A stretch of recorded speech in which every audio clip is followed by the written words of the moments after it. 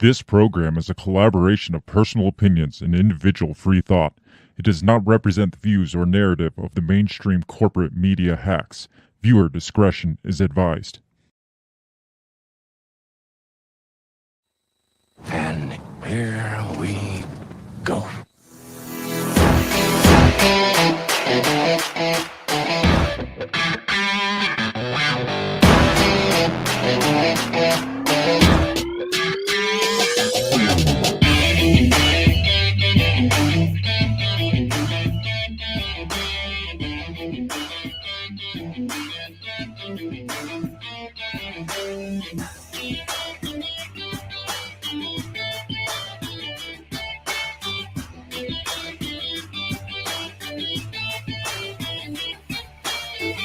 Live from the bell tower, taking a stand for your rights, your liberties, and all the bullshit in between.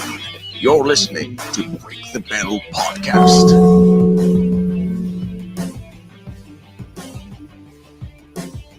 Ladies and gentlemen, welcome to the live edition of the Break the Bell Podcast. We are back on YouTube. Woo! Hello, beautiful bell breakers. And I'm not sure if that's a good thing or a bad thing yet. I haven't decided. Well, let's give it a couple weeks. It's like I'm not sure if I'm at the point where I'm like, is it a bigger fuck you to tell YouTube, hey, that's fine, I'll take my business elsewhere, or to say, well, fuck you, I'll just start another channel up and keep spreading my misinformation all over the internet. After the third shot, we can be like, fuck you, we're going to go somewhere else. Okay, fair enough. I mean, it's not like we're making YouTube any money. We're not even making ourselves that much money. So it's not like, I mean, yeah, they might put a few advertisements on here, but how much money are they really getting out of us? Exactly, yeah. So I think it's a bigger fuck you to be like, oh, we'll just keep using your platform to spread misinformation, just in under another name. So if you're listening anywhere else and you're like, man, I really miss them on YouTube, we are back on YouTube. We don't have enough followers yet to get a actual like certified domain name like YouTube/Break the Bell, whatever. But we will soon. But only you can help us with that by going and subscribing to that YouTube channel. Like, subscribe, do all that fun stuff, because we need at least 100 followers to be able to do that. So go there right now. If you are listening in the future, go there right now. Subscribe to our YouTube channel. Even if you hate YouTube, subscribe to our YouTube channel, because that's going to help us out way more than you think it will. I remember when we broke the 100-person mark the first time on YouTube. Yeah, and I didn't even realize. Such a great feeling. Well, I didn't even realize at that point, because when we first started, you had to have like 1,000 people to get like a what do they call that? Domain. Yeah, where you could a custom domain. Gotcha. But then when we hit like we were well over the 100 mark when I saw somebody else posted about his show. He was like, hey, help me get to 100 so I can get a custom domain name. I was like, wait, what? And so then I was like, shit, we could have been doing this whole time. But now we don't have that 100 anymore. So go help us out. Spread the shit far and wide, because we want a custom domain name mostly. That's all we want to do. That's all. All this is just so we can have our own custom domain name on YouTube. I mean, that 2 years in the making, right? And we thought we made it in life, and then we got it taken away. Yes. So go do that so we can keep doing this thing and making it bigger, and stick it to the man, stick it to YouTube, and say, you know what, screw you. We're gonna still keep doing this. Right. And if you shut us down again, we'll probably make like 5 more. I mean, that's what we did on Facebook with our Facebook page. Yes. It's like, hey, you shut down our Facebook chat thing, or forum. We just turned around and made another one. Well, and that's legitimacy for us, as far as I'm concerned, is when Facebook and YouTube drop you, you know you're getting somewhere. Right. So yeah, we're as legit as it comes, I guess. Right? Every time, like 30 seconds into the damn show, that makes that sound. I know, but and that it's window become pops like up. an old friend. If it doesn't happen, I miss it. I don't miss it. It's a freaking pain in the ass. Anyway, this week, speaking of disseminating like fake news and dangerous misinformation, we're going to be talking about this whole Alex Jones trial where, newsflash, I don't want to give any spoilers here, but he was found like liable for $45 million. Yeah. And that was the punitive part. And I'll get into the difference between the punitive part and then the civil part. Yeah.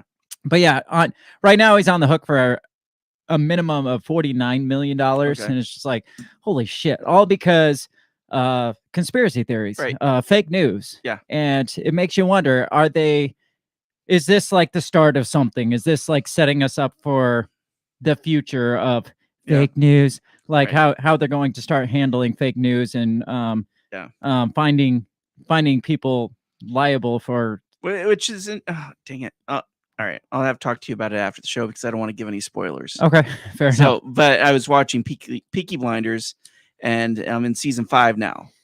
And if you remember, it's got Mosley, and with the fascist party, and he gives a speech, and it reminded me of some different things that had been going on in the news, and so. But, okay, so you think you're seeing fascism kind of at work here?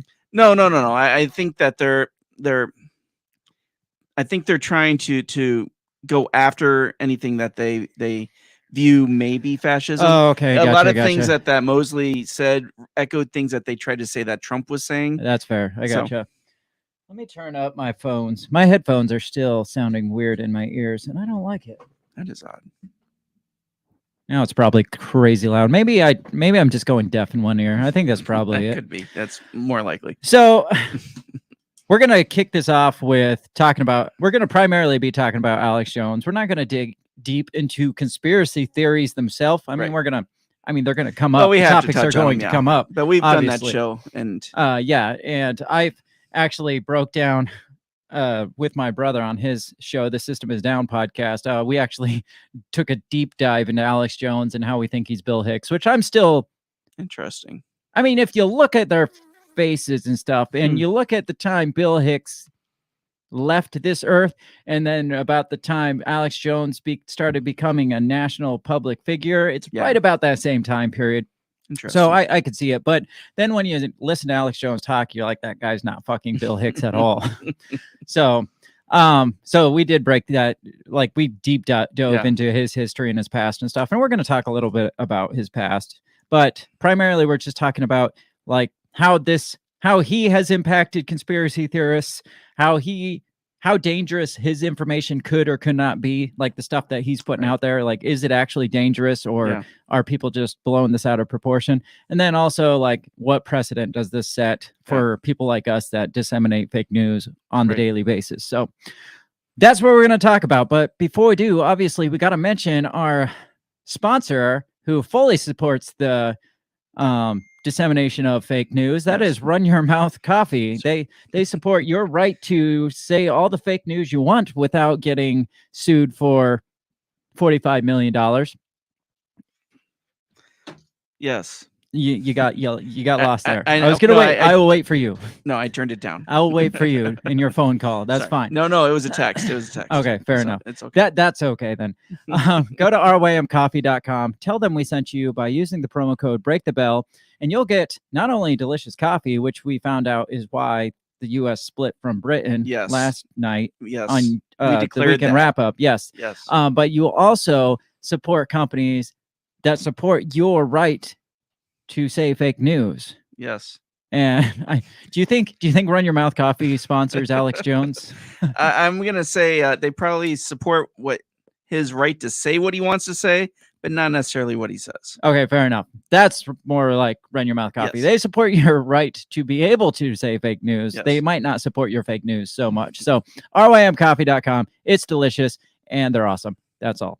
I like it. You like it? Let's get into this show because we can. Yes. Because we're just going to keep talking until we find a place to start. So let's just go. Let's just go for it. When we come back, we're going to talk about the dangerous conspiracy theories. Check us out all over social media. Like and share, subscribe, especially on YouTube, so we can get that domain name. We will be right back in just a second. What did you say? You talking to me? What the heck are you talking about? What did you say? What did you say? What did you say? Are you talking to me? Are you talking to me? Are you talking to me? What are you talking about? What are you talking about? What are you saying? What did you say? Are you talking to me? Well, maybe he was talking to me. What did you say? Talk to me. What in the hell heaven's name are you talking about? Talk to me, baby. Did you just say? What did you say? You listen to me. Are you talking to me? Are you talking to me? What the hell are you talking about? Who are you talking to?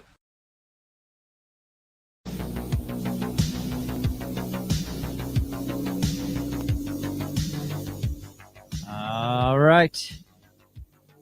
You know, it's a good feeling to be back on YouTube. I don't know why, because I hate Google and I hate YouTube. Yes. But it just feels like we're coming back from something. Not only, I mean, we brought the weekend wrap up back yesterday, but at the same time, we came back on YouTube as well. So it's kind of like we're in a new chapter of our existence here. I like it. Or a revived chapter, because we're just back to where we were pretty much.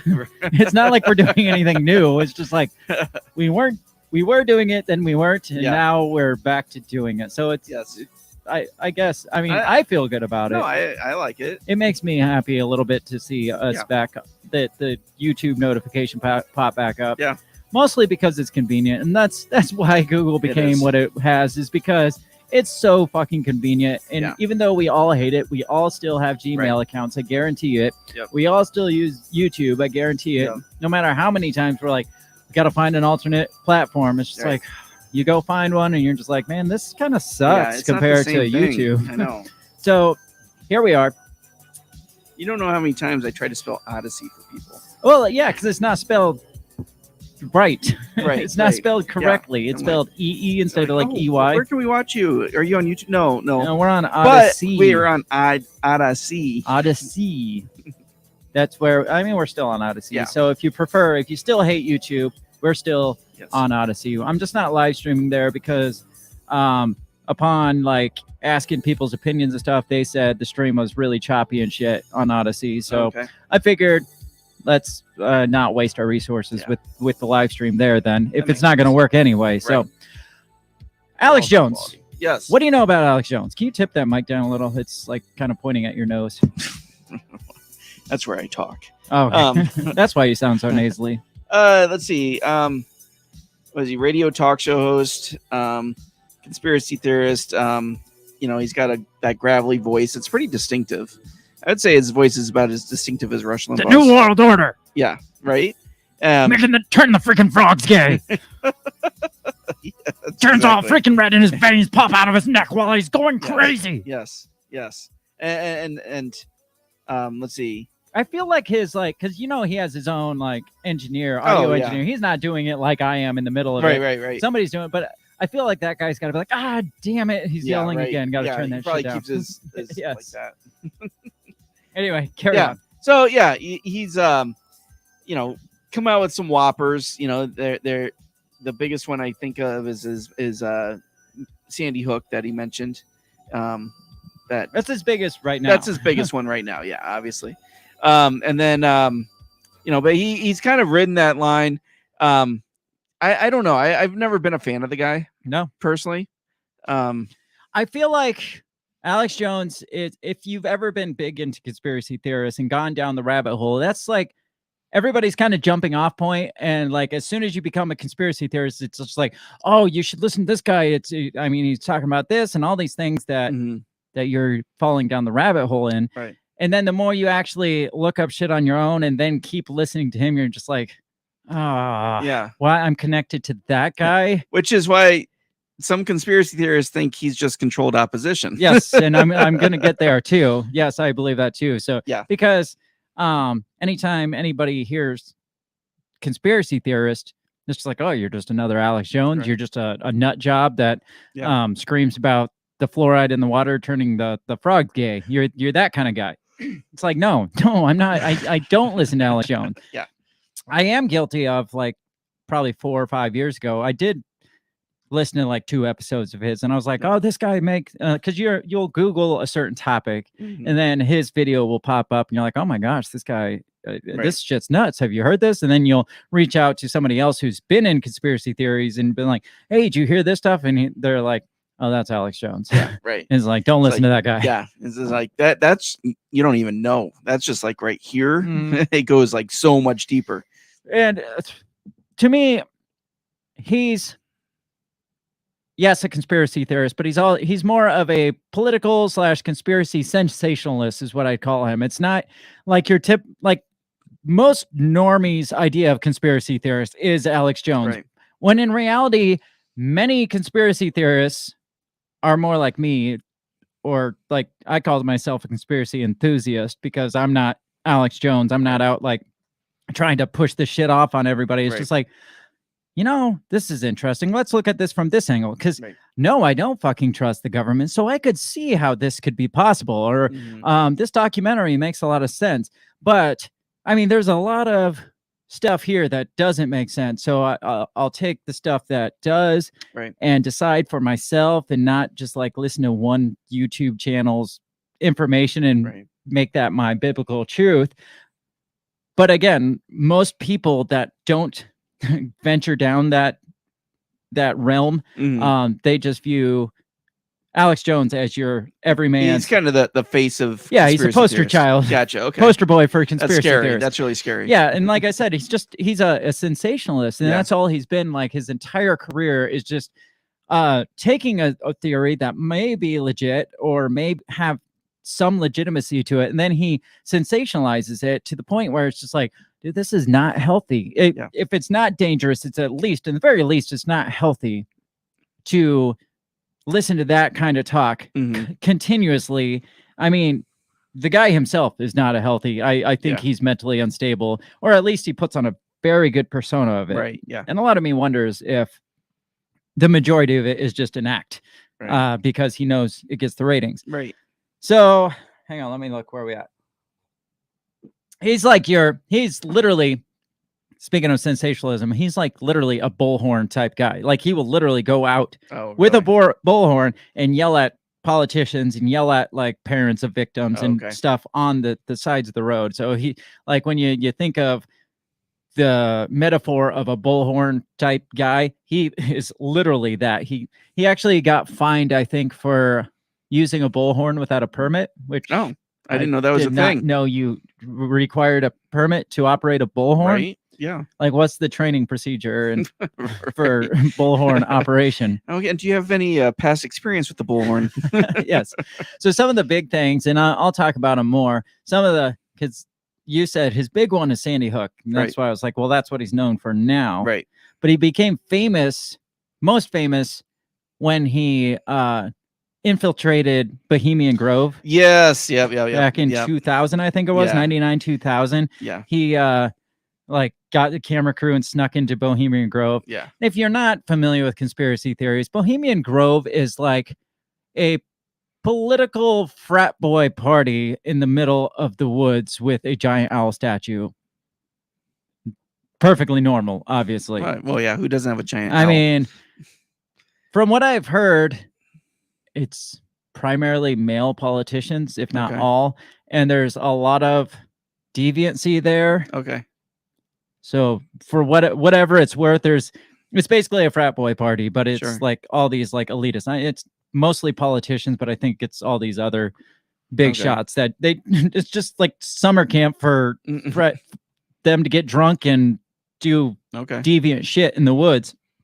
And they also have this giant weird statue of an owl out there. Interesting. And they do like, according to, because I've watched part of his documentary, they do like mock human sacrifice to this owl. Interesting. And well, he said obviously sensationalized it and said they were actually sacrificing and they're worshiping Moloch, is what he called this owl. Oh, sure, yeah. Even though I'm pretty sure Moloch wasn't the face of Moloch, a bull, like in biblical times or whatever. So I'm not sure how he makes the connection with the owl and Moloch, but yeah. There's got to be something there, though, some symbolism there. It's like, why the fucking owl? Like, why? Like, what's going on here? Yeah. But that's when he kind of kicked off his sensationalism. Right. And then Y2K was a big one for him, too. I think we talked about that, where he went nuts on Y2K. And he literally said that Vladimir Putin had already pushed the nuclear button and was sending, gosh. and so people were like, wow, leaving town, yeah, and like fleeing to the hills, and it's just like that never happened. As far as I know, that never happened. right, So, yeah. so I can see how the things he does might get a little out of hand. A little bit, yeah. But is this protected under free speech? At least the sensationalization of things. Is that? Yeah. Do you think that's protected under free speech? I think it is. Yeah, I do. I mean, you know, even if people like lose their mind and run to the hills because Well- you told them something was happening that wasn't. It's not like that was back in social media days Yeah. where people could just get online and be like, "Oh no, you didn't do But that." I mean, how is that any different than, you know, the CNN talking about this killer virus and Mhm. how, you know, you need to, you know, stay in place, mask up. You know, I mean, how is that any different? I mean, because the mainstream narrative said it was different, Right? because exactly. that's what they said and not what he said. The one thing I compare it to is like tabloids. You remember the tabloids of the 90s? I mean, Yeah. how many times did you walk through a grocery store and see an end cap and it's just like, oh, the White yeah. House is burning and a face of Satan Right. was in the clouds of smoke. And it's like, holy shit. Well, I mean, from what you tell me with this Y2K stuff, I mean, it kind of reminds me of the Orson Welles Martian attack. Yes. What was that? War of the Worlds. War of the Worlds. Yeah, Yeah. yeah. And people were like, Yeah, literally lose. I mean, did the radio station get any lawsuits or litigation brought You know, against I them? don't know. That's a good question. But I mean, I from what I heard, people were like freaking committing suicide. So Holy shit. Yeah. Good God. Yes. But it's like on one hand, there's got to be a sense of responsibility for No, some of and that I stuff. understand, especially if you're, you know, a so-called journalist or whatever. You know, I think, you know, if people know who someone is, Mhm. you know, I don't know. I guess I take everybody with a grain of salt. I guess there are people who would listen to someone and be like, "Oh shit, pack up your shit and let's go." There are tons of people that buy Alex Jones for the truth, like the word of God truth. Like, Yes. I mean, yeah, I know a lot of people that listen to Alex Jones, and I mean, and they never get past the point where it's just like, oh, this guy's kind of crazy, but the things he talks about, we should look into those things. But he's Yeah. kind of a nutcase himself. So yeah, I mean, there's tons of people that think that what he's saying is actually true. But again, free speech, not free speech. It's like, what Yeah. responsibility do these people have? Yeah. So let's look at the current thing that's going on, which is this lawsuit, which was over the Sandy Hook stuff. Okay. So this article is from the Associated Press. This is from August 5th. It says Alex Jones is ordered to pay $45.2 million over Sandy Hook lies. So first of all, have you looked into any of the Sandy Hook stuff? I'm not going to Yes. dig into it because I don't want a $45 million right, exactly. lawsuit. Yes, I have. And funny thing is, my someone I've met recently and I've been talking to is very big into that whole thing and has been sending me different information on it based on the fact of his opinions towards it. But it's safe to say there's some weird shit There, surrounding no, Sandy Hook. yes, there is a You lot can of look weird at shit. some of that stuff and be Yes. like, I get where you're going with Yeah. that. But is this guy out like screaming at the parents that they're liars and crisis actors and No. their child never died? No. I mean, Yeah. again, like, yes, I will look into all sides of a story Right. because I think people should look into all sides of a Yeah. story. But then there's Alex Jones, and on one end, people are like, well, he should be allowed to question. Yes, he should be allowed to Yeah, question he this should be stuff. able to, yeah. And I would say he could even talk about it on a radio, but I Right. think confronting parents and stuff, that's a line too far. Yeah, especially when you're just like flat out calling them liars Right. to their face, and then people are like losing their minds and like sending them death Yeah, threats and right. shit. It's like it all comes down to like they say, great power comes with great Great responsibility. responsibility. Like Yes, when you absolutely. have the platform that Alex Jones has, Yes. you have to kind of feel somewhat responsible for the Mhm. things that happen. And it's the same, like we rail against January 6th and how that's all bullshit and how no, Donald Trump didn't call for an insurrection, Right. in my opinion. Yeah. Is he somewhat responsible for the things Yeah. that happen? Yeah, he's probably Absolutely. somewhat Yeah, responsible. when you say, hey, we got to fight for our rights, party. let's go down there and tell them what we think. Even if somebody misinterpreted everything you said, Yeah, you still have you that still have a responsibility when you bit have of that responsibility on that. Absolutely. And so, yes, he has a right to have that platform and to say those things, but he also bears the responsibility of having to pay out $45 million for the things Sure. that he says. I don't know, $45 million. That seems overboard to me. That seems Yeah. like overkill. That's like, Well, I mean, their lawyer, the prosecuting lawyer basically said, not only do we want to take down his business, we want to make sure this guy never has a platform again. And it's just like, and they wanted to send a message to everybody else out there that may be like him or down the same stream of him to say, hey, you guys, you can think it, but don't say it. I mean, Alex Jones is the big fish when it comes to fake news. So if they can take him down, yes, they want to send that sign. They don't want to slap him on the wrist. They want to be like, this happened to Alex Jones. What do you think could happen to you? Right. You know? And that's exactly what they're going for. So let's look at this article. It says Alex Jones ordered to pay $45.2 million over Sandy Hook lies.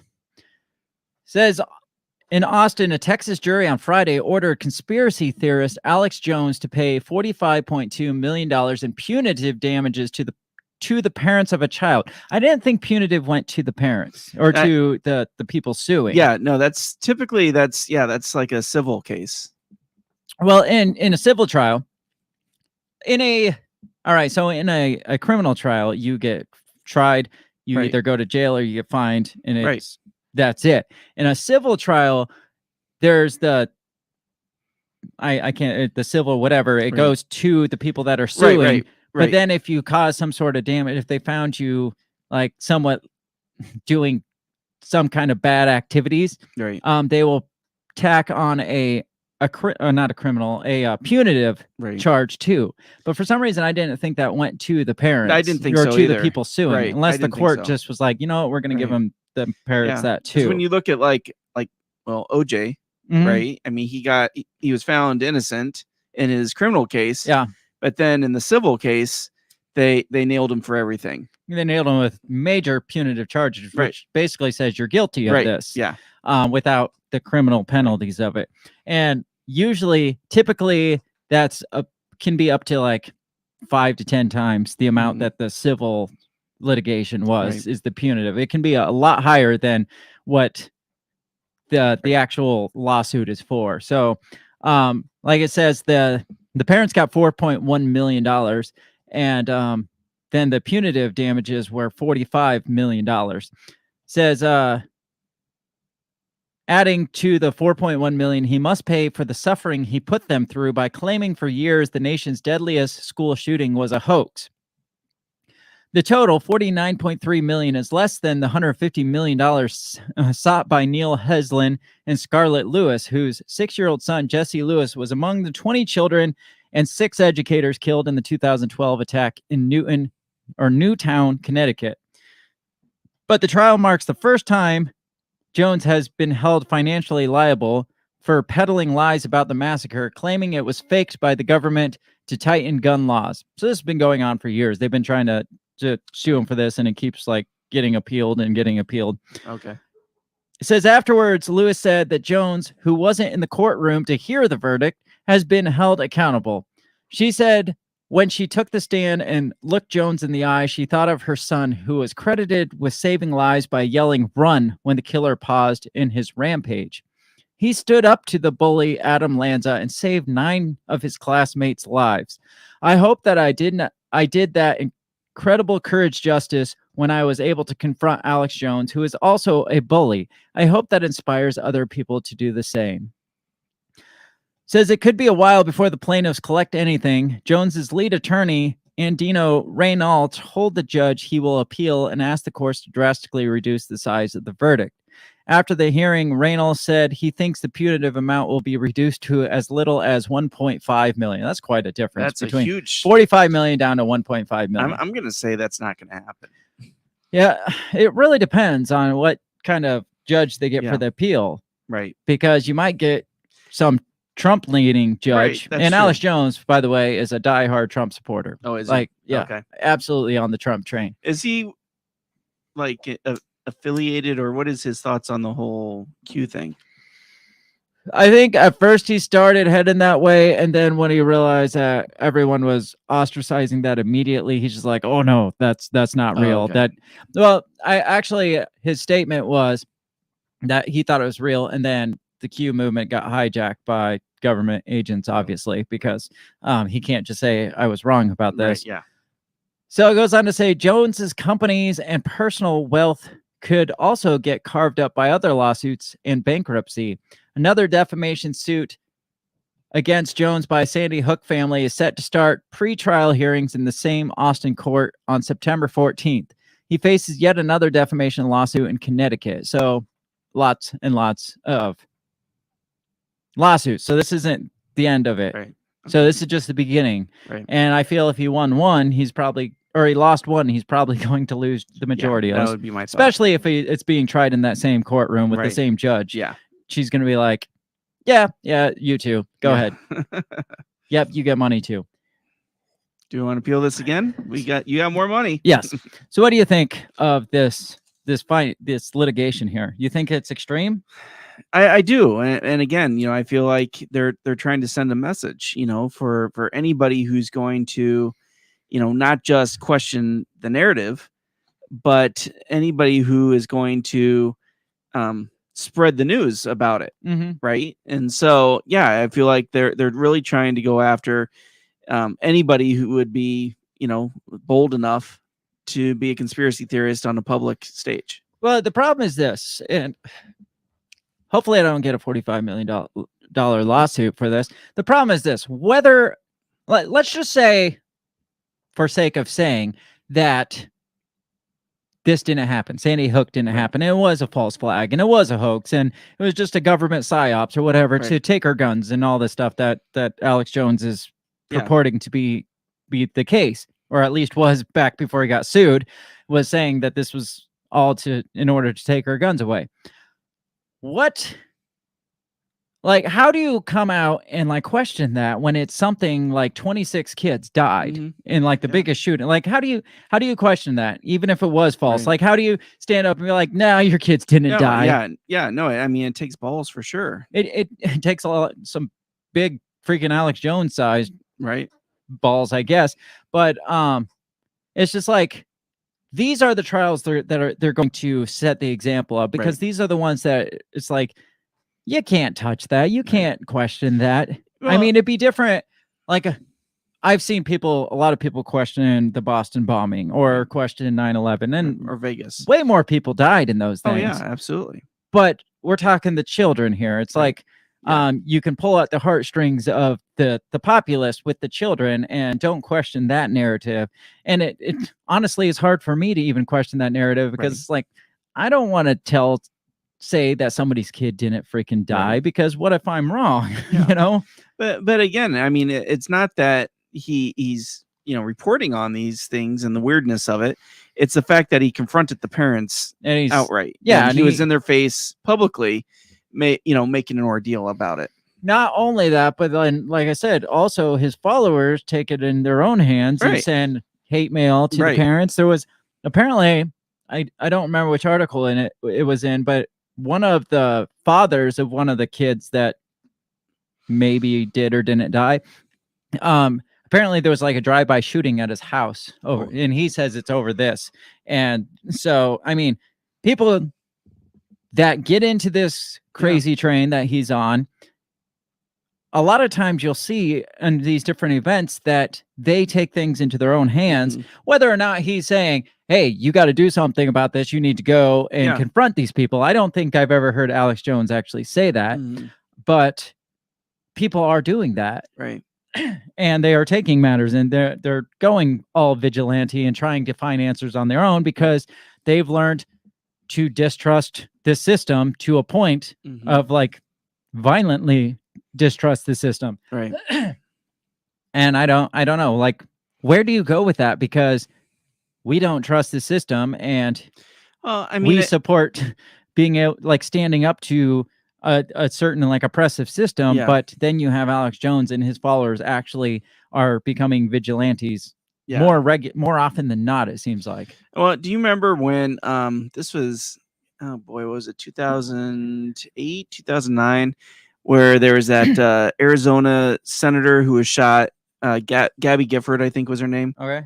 And so I can't remember what she was there talking about. Maybe it was like immigration or whatever. Anyways, somebody came up, shot her, shot a couple other people, and they tried to put it on Glenn Beck. Okay. Because Glenn Beck had done some report and used the terminology like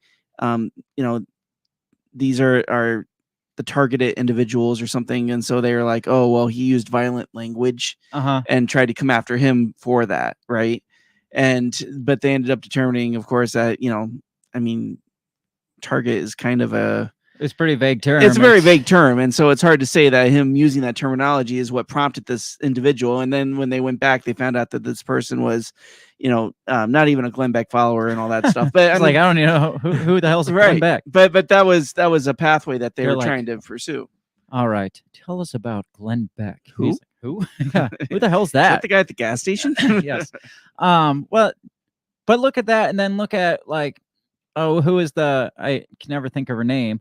The congresswoman that said disrupt their the places dinners. they eat, disrupt the places they live. Maxine Waters, yes, that's her. And then people went and disrupted the place. And was she ever held responsible for that? No. Or the person who threw out that Supreme Court Justice Kavanaugh. Yeah. Right. When then someone attacked him. Yeah. So it's like. Or the guy that attacked freaking Rand Paul while he was mowing his freaking lawn. Right. Yeah, exactly. It's like both sides are guilty of the same shit of inspiring people, not necessarily inciting violence, but inspiring people to violence through their rhetoric, through whatever, through the polarization of politics, I think leads to conspiracy theories about each side. And I'll talk about that a little bit more later, but both sides are just as guilty as it. So if you can find, yes, I feel that Alex Jones is the most sensationalized one of all of them because his platform is just utter sensationalism. Yeah. And there's one article, I think I have it here, but it basically says Alex Jones is the WWE of journalism. And I don't think you could say it any better than that. Right. I mean, this is like a hit piece on Alex Jones, but I feel like you can't say it like you're taking and over dramatizing things that may or may not actually be true. Right. And turning it into this big dramatized situation to where like people are going nuts about it. Yeah. And it's just like WWE followers. Yeah. Sorry if you're one of them. Shannon's here. Shannon says, hey guys, and then said, Maxine Waters recently threatened violence over Roe versus Wade. Where's the fucking $45 million lawsuit against Maxine Waters? Right. Where is the criminal like investigation like they're trying to push for Trump on Maxine Waters or people like her that want to incite violence on the other side without inciting violence or like what did I say? Inspire violence in the very least. But I think what Maxine Waters does is more insightful than even what Alex Jones does, because Alex Jones hasn't come out and said, go in there and freaking shoot those places up or take your guns in there and like investigate. Right. Or go disrupt their dinners, right? Go march into the restaurants. So I feel like she's a freaking public employee, so the fact that she's doing it to me should be even bigger crime. Yeah, you would think, but we're too busy searching the boogeyman Trump out there to even think about that, because it's totally different when it comes from the anti-Trump side. I mean, that's a different story. So lawsuit came down over a bunch of time. Finally, I mean, that happened in 2012. So you're talking 10 years later, finally, judge comes out and it's like $45 million. And I would like to see Alex Jones's face, like his jaw drop when he heard $45 million, because I don't feel like maybe in his prime, Alex Jones was worth $45 million, but in the last 4 years, I don't feel like he's worth $45 million at all. So, I mean, like I was saying, his crowd is known to take things into their own hands. Mhm. So, do you think justice was served here? No, I don't. By any means. No. Do you think free speech applies to what Alex Jones does? Even though we have come to the conclusion he should be responsible, you Yeah. think free speech applies Right. here? No, I think it does, but again, Like, should this be protected? The things that he does and getting in parents' faces, should that be protected no. under free speech? I think because, again, when you're getting in someone's face, you're crossing a different line. Mhm. Should he be able to say the things he says? Yeah. Should he have a platform? Yeah. But should he get into parents' faces and spit on them or get on his megaphone while they're like walking their kid's body to the grave? No, he shouldn't have anything to do with that. He shouldn't be able to have any contact with them whatsoever. Right. So let's take a look at some of the other examples. He's got other cases, like lawsuits over similar things, people for different events that he's kind of sensationalized and made a big deal over, because like I said, he's attached himself to almost every conspiracy theory that you can talk about, and somehow or another he gets lawsuits against him for all of them, basically. Shannon says read Coverdale's latest Substack. It's about Jones. That's really hard to say. Sorry, I'm doing my best here. So I'm going to Wikipedia because it's awesome. Look at that face. That's a serious face. That is very serious. He's Alex, got a really big forehead. Alexander Emmerich Jones. Ooh, Emmerich? Yeah, he's only a year older than you. Can you believe that? No. Like when you see him now with his like beard and stuff, man, the guy looks like he's ancient. Really? And if you look at the age of what Bill Hicks would be today if he hadn't died, he would probably be closer to what I would, because I think he would be like 65 or something if he had died. And that's closer to what I would think Alex Jones would be today. But again, I don't want to believe, I don't want to live in a world where Bill Hicks decided to be Alex Jones. Yeah. I don't want that because that is a dark turn. I love Bill Hicks. Unless it had something to do with CERN. That's possible. maybe that's the truth. Maybe you just blew the lid off of it. All right. So Alexander Emmerich Jones, he's a American conservative, alt-right and far-right, not just alt-right, but alt-right and far-right, prominent conspiracy theorist and radio show host. He's the host of InfoWars is his big thing, which let me go over to InfoWars because I feel like Wikipedia might be a little biased on this one, because it says InfoWars is an American far-right conspiracy theory and fake news website. They just spelled they just go right there. They're not like some people say and suggest that they are fake news. No, it's just like this is blatant fake news website. Says the conspiracy theories promoted by Jones alleged that the United States government either concealed information about or outright falsified the 2012 Sandy Hook Elementary shooting, the 95 Oklahoma City bombing. He was big on that one. Really? I didn't know he's been operating that long. Well, I think he did an anniversary piece. Oh, okay. In like 2000 or something, and made a big thing of it. The September 11th attacks, which on September 11th, he was at the forefront saying, this is the government doing this. So he was kind of ahead of his time. Yeah, I'm impressed. Shannon says, why hasn't the FBI raided Alex Jones? Well, if you believe he's controlled opposition, that would lend some credence to that. They wouldn't. I mean, it's like all the January 6th protesters that are sitting in jail, but then there's that one guy, I can't think of his name, that is on camera saying, let's go burn the fucker down. And no indictments on that guy. They know him. They have his pictures out there. No indictments on him. Why? Probably because he was an FBI informant, an FBI instigator, something like that. So typically when somebody gets on the bad radar and the FBI doesn't raid them, it makes at least my conspiracy mind thinks that guy's is it connected somehow. Yeah. So, like I was saying, on September 11th, he was actually there saying the government blew up their own buildings. Okay. And the things that a lot of people didn't start saying for a few years later, he was there the day of. It's like, that didn't happen. Yeah. That's the government. It's the lizard people. All that fun shit. And he questions the 69 moon landing, which I question that as well. So a lot of the things he questions, I have similar questions for. The difference is I'm not Alex Jones. Right. Take that for what it is. Yeah.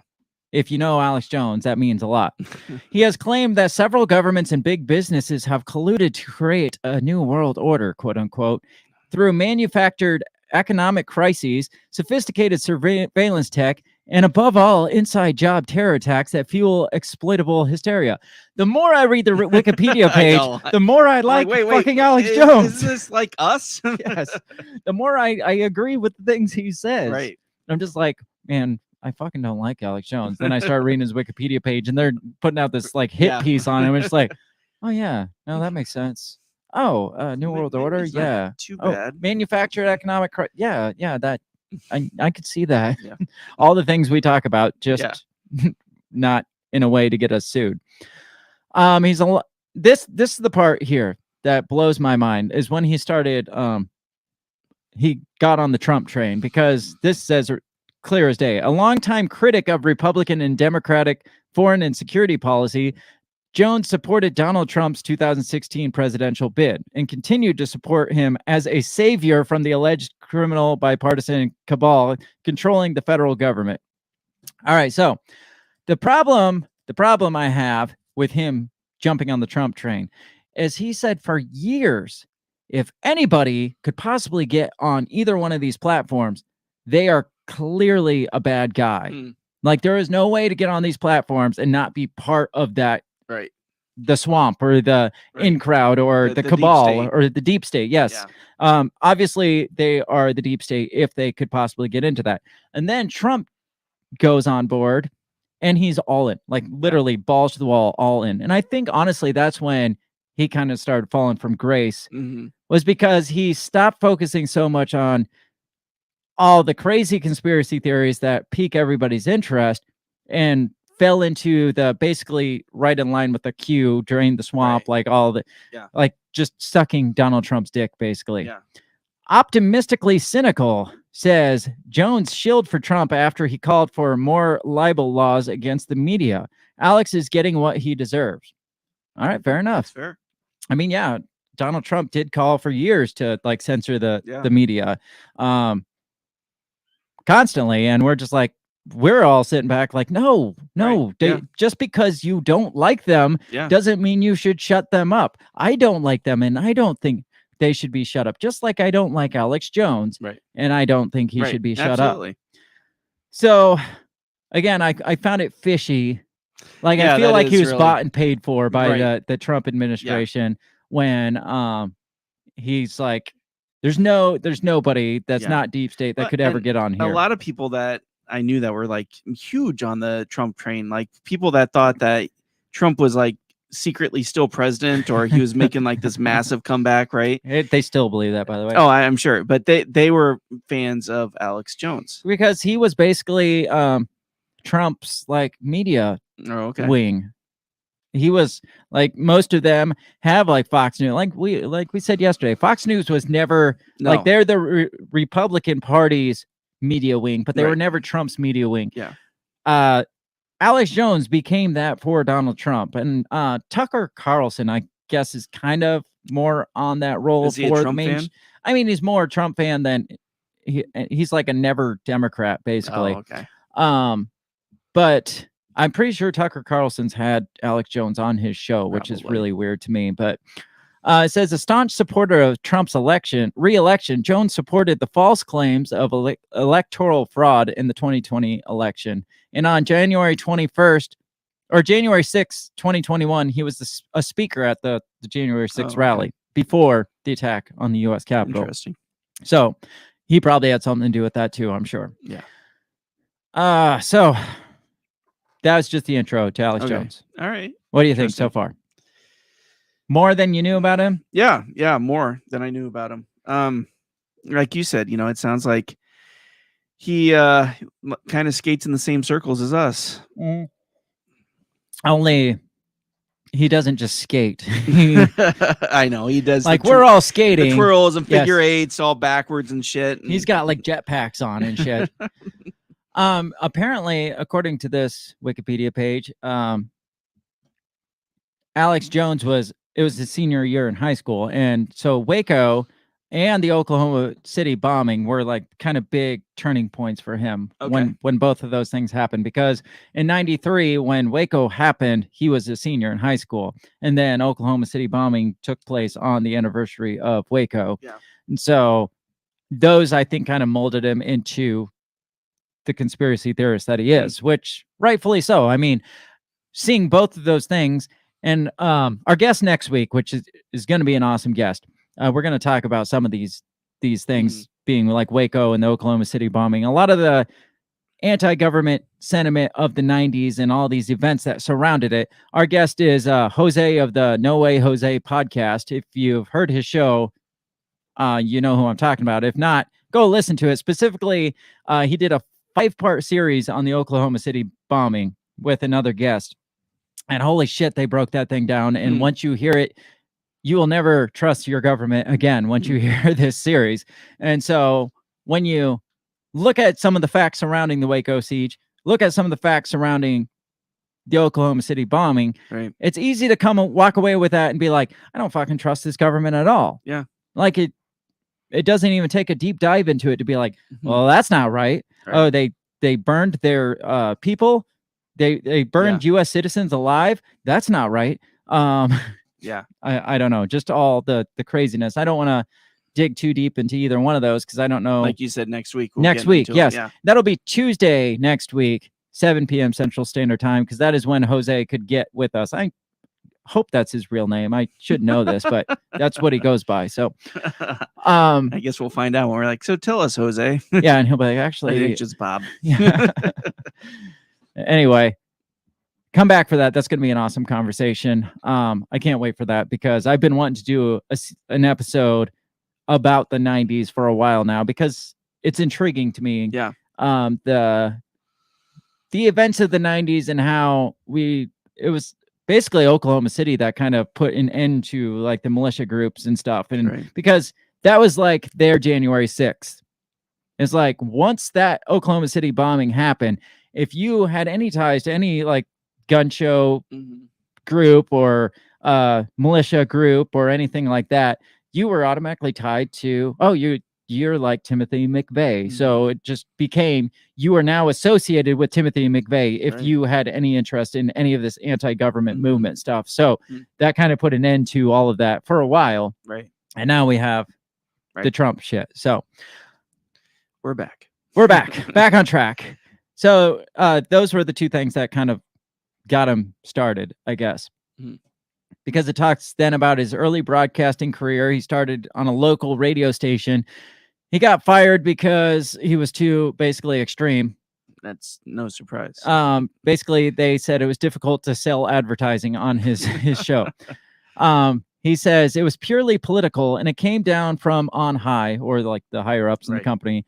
I was told 11 weeks ago to lay off of Bill Clinton, to lay off of all these politicians, to not talk about rebuilding the church, which was the Waco church, actually, that he was trying to help rebuild, and to stop bashing the Marines, A to Z. So basically, they're like, stop talking about all this crazy stuff. You're too much for us, man. Yeah. So they let him go. And then he went on to start his own show, InfoWars, which actually started out as mail order videotapes. Interesting. I did not know that. It was him and his wife at the time, Kelly Jones.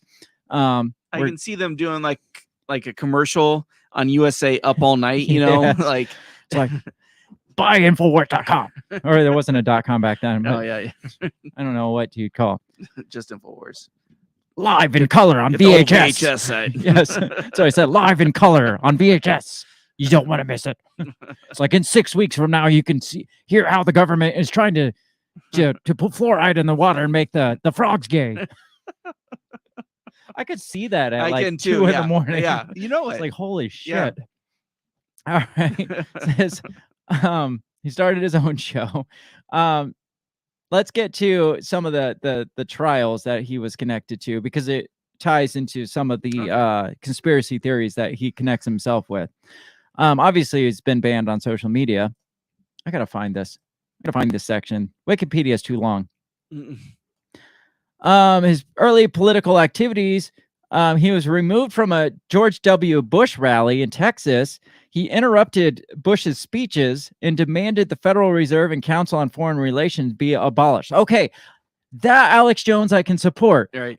Busting in and interrupting a GW rally in Texas, no less. Right. Yeah. I mean, you're liable to get shot on the spot. They bleed Bush down there. And to say, hey, we need to abolish the Federal Reserve, yes. And we need to abolish the Council on Foreign Relations, yes. Something we just learned about a couple months ago, but he's talking about for 30 years. A long time ago. It says in early 2000s, he was one of 7 Republican candidates for state representative in Texas House District 48. I didn't realize that. In July 15, 2000, he infiltrated Bohemian Grove, which we talked about, and he called it a ritualistic shedding of conscience and empathy and an abuse of power. 2007, he was arrested for protesting at 6th Avenue and 48th Street in New York City when his group crashed a live television show featuring Geraldo Rivera. He was still on in 2007? Yeah. Didn't know that. He was this was when he was charged with operating a megaphone without a permit. All right, he's a gun rights supporter. Everything's like gun grab with him. Like everything's a plot to take the guns. All right, let me find this. Hang on. God, where is this? Litigation. Here we go.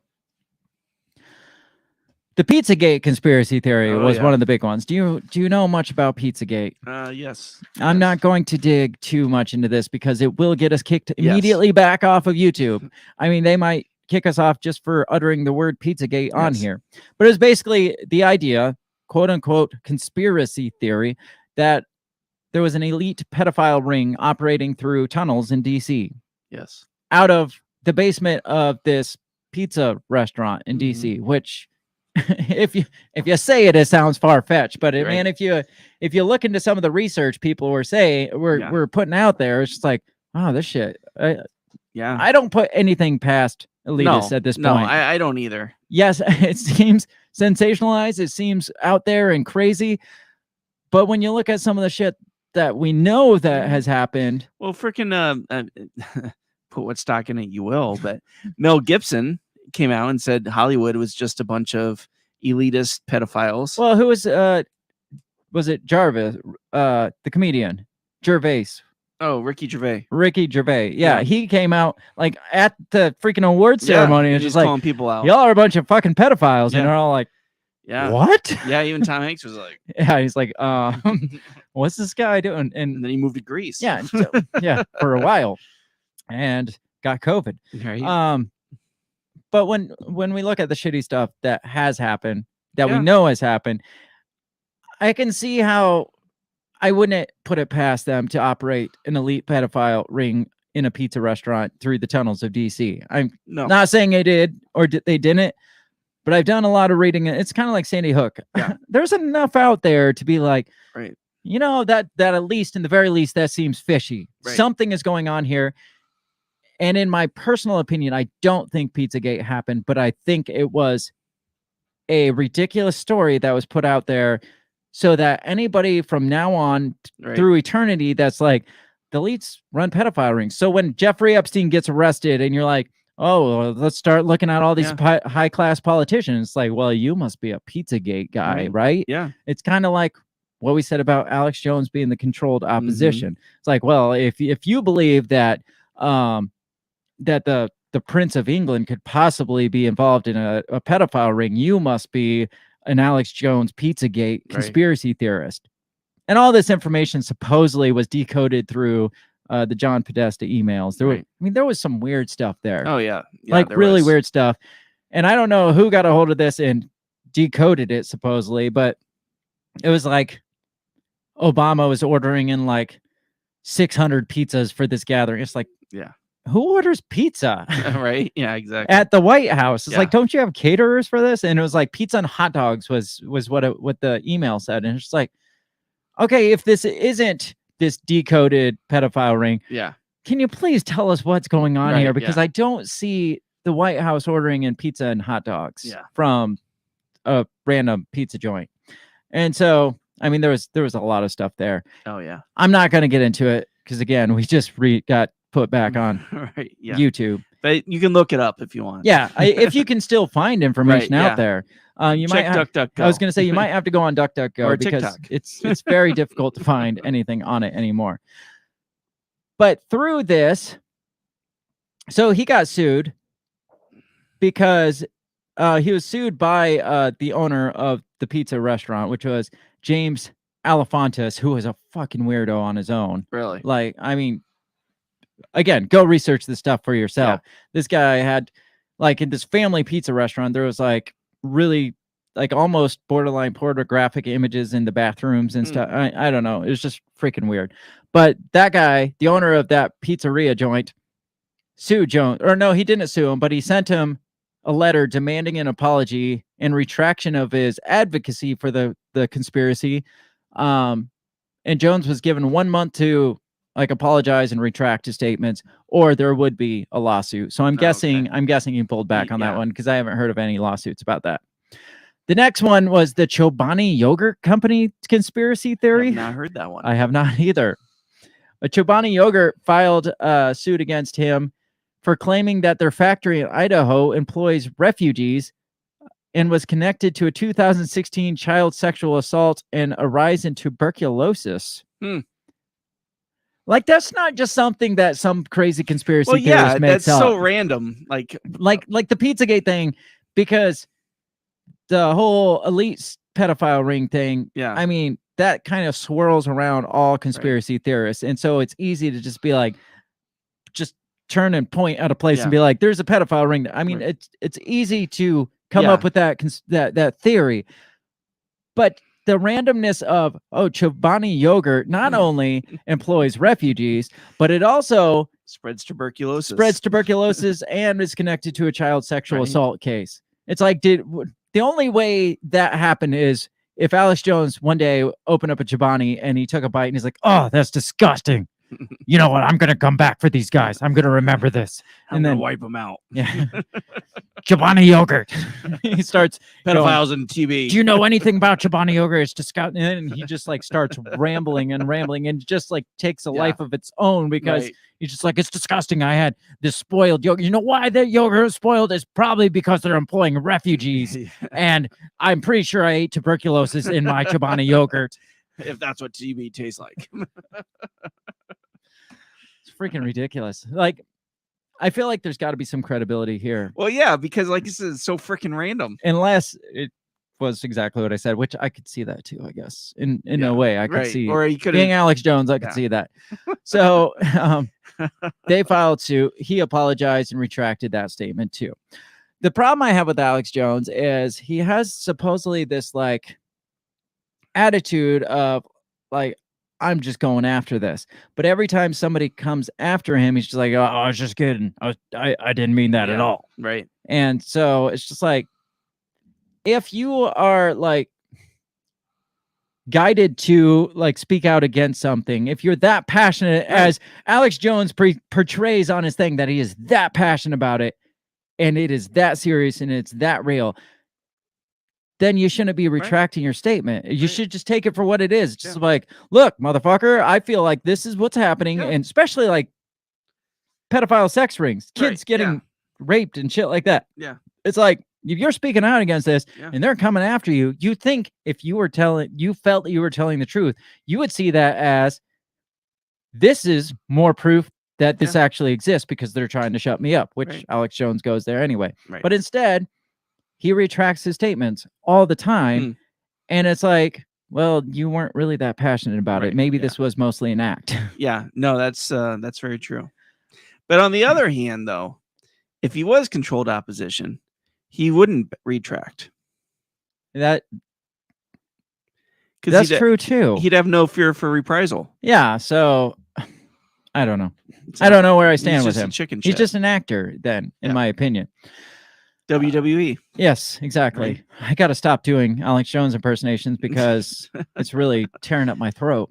I'm going to sound like him by the end of the show. The next one was the Charlottesville car attack, which I didn't even know that was a thing. In March of 2018, Brennan Gilmore, who shared a video he captured of a car hitting counter protesters in 2017 Unite the Right rally, filed a lawsuit against Alex Jones and 6 others. According to the lawsuit, Jones said that Gilmore was acting as part of a false flag operation conducted by disgruntled government deep state employees promoting a coup against Donald Trump. So he sued, or he sued Jones to be like, no, I don't work for the deep state. I ran them over on my own accord. No. The guy that sued was the guy that took the video of it. I posted the video of the car hitting the protesters. Gotcha. Okay. Alex Jones comes out and was like, this guy, this was a false flag. That never happened. And this guy is an actor and his video is fake. And this is all just an attempt to dethrone Donald Trump. Obviously, Gotcha. all the things that make sense there. Gilmore alleged he received death threats from Jones' audience. There's the connecting dot. Also, Trump fans who are highly passionate. I forgot. Back to Pizzagate. Talking about like passionate followers, passionate listeners that take things into their own hands. I forgot to mention, on top of all the craziness around that and Alex Jones, a guy actually went into Comet Ping Pong. I was going to say Pizza Planet, but that's Toy Story. Comet Ping Pong with, I think, an AR, and like he didn't shoot anybody, but he shot a few rounds off, and he demanded to be taken down and shown where the pedophile, like he was a vigilante style. Wow. Like Okay. he's like, I'm gonna get to the bottom of this. Alex Jones told me that this happened, and I'm gonna go find out on my own. And so, wow, turns out apparently there wasn't a basement in Planet or Comet Ping Pong. Of course, they're gonna tell him that. So So this was the article about him. He was sentenced to 4 years in prison. Let me just read a little bit about him. It says a North Carolina man fired an AR-15 rifle inside a pizza restaurant in D.C. God, you got to stop tearing my place down. Last year, he was investigating a baseless conspiracy theory, has been sentenced to 4 years in prison. Edgar Madison Welch pled guilty in March to federal charges of assault with a dangerous weapon and transporting a firearm over state lines. The case is seen as a clear example of the potential real-world consequences of fake news stories. You see how they immediately go there? It's like, obviously, we got to get rid of all these crazy conspiracy theorists because look what's happening. People are going into pizzerias with AR-15s. Do you think that's the norm, though, when it comes to conspiracy theorists? No. Do you think most people are like if we have random conspiracy theory, just throwing out ideas back and forth. Yeah. Not on the show. Have you ever just been, I'm going to take my AR and go shoot up a fucking pizzeria? No, never, ever. But this is a clear example of that, the potential real world consequences of conspiracy. Well, and again, but any group is going to have somebody who is going to take. There's a things that crazy way. in every group. Every group's got that crazy. Yeah. Like, I'm going to take this into my own hands. I mean, you see it on the left, you see it on Absolutely. it with, Again, I'm sure there's probably a crazy libertarian out there too. There is. But yeah, that's that guy. Hmm. And the funny thing is Alex Jones came out and was like, well, the right, or I think it was Fox News, Megyn Kelly or somebody that asked him about it when they reported that he said Sandy Hook. No, it was the Pizzagate one. I'm losing track now. Okay. He was like, I never said that Hillary Clinton was eating children or killing children. And he's like, they took a clip of me talking about Benghazi and how Hillary was responsible for children dying and mashed that into a clip of me discussing Pizzagate, and they put it into one video, and I never act. And you see how he's being chicken shit, we said. Yeah. So this is just a brief clip of him. It's kind of a mashup of him talking about Pizzagate. Okay. What was that? I don't know. All right. Covering it, and all I know is God help us, we're in the hands of pure evil. I love how the fake news is saying we're fake news, and they're specifically crapping themselves over Pizzagate, and the answer is to say it's all fake. No, WikiLeaks released this. This is it. Leaked all the Pizzagate stuff as a checkmate. Instead of them using this against our government, they've recruited pedophiles in the government. Have my reporters covering Pizzagate, and I've mentioned it some. Pizzagate, as it's called, is a rabbit hole that is horrifying to go down. Now, if you're a radio listener, this is a powerful video, but I've had it reposted. This is on Infowars.com. Pizzagate is real. The only question is, what exactly is it? Let's go ahead and go to the report. Pizzagate is real. The question is, how real is it? What is it? Something's going on. Something's being covered up. Pizzagate is real. Only question is exactly what is it? Kids being, I can't even say it on air, folks. The video, we're going to tweet it out with Breitbart's statement on Infowars.com dealing with Pizzagate. You know, people want me to look into it. I may just have to take off a week and just only research this and actually go to where these places are and stuff. In fact, I'm looking at. Okay. So he goes from that. Yeah. Where it's like Pizzagate's real. They're covering up. Pizzagate's real. I mean, over and over and over discussing this, you could tell it's different shows, different episodes where then it goes into like, no, they just mashed two statements together and made it seem like I was saying that Pizzagate was a thing. So it's just like the whole like chicken shit mentality that you're talking about, where it's just like, dude, if you are that, you have that much conviction in your heart that this is actually a real thing. Yeah, go down then swinging. Who fucking cares if somebody's going to sue you? If you believe that kids are in that much danger, like you say, go down swinging for them. Stop trying to cover your own ass. Right. I mean, maybe he does believe it, but he loves his ass that much more that he's going to cover it that much harder. But anyway, that was back to the Pizzagate. But interesting. But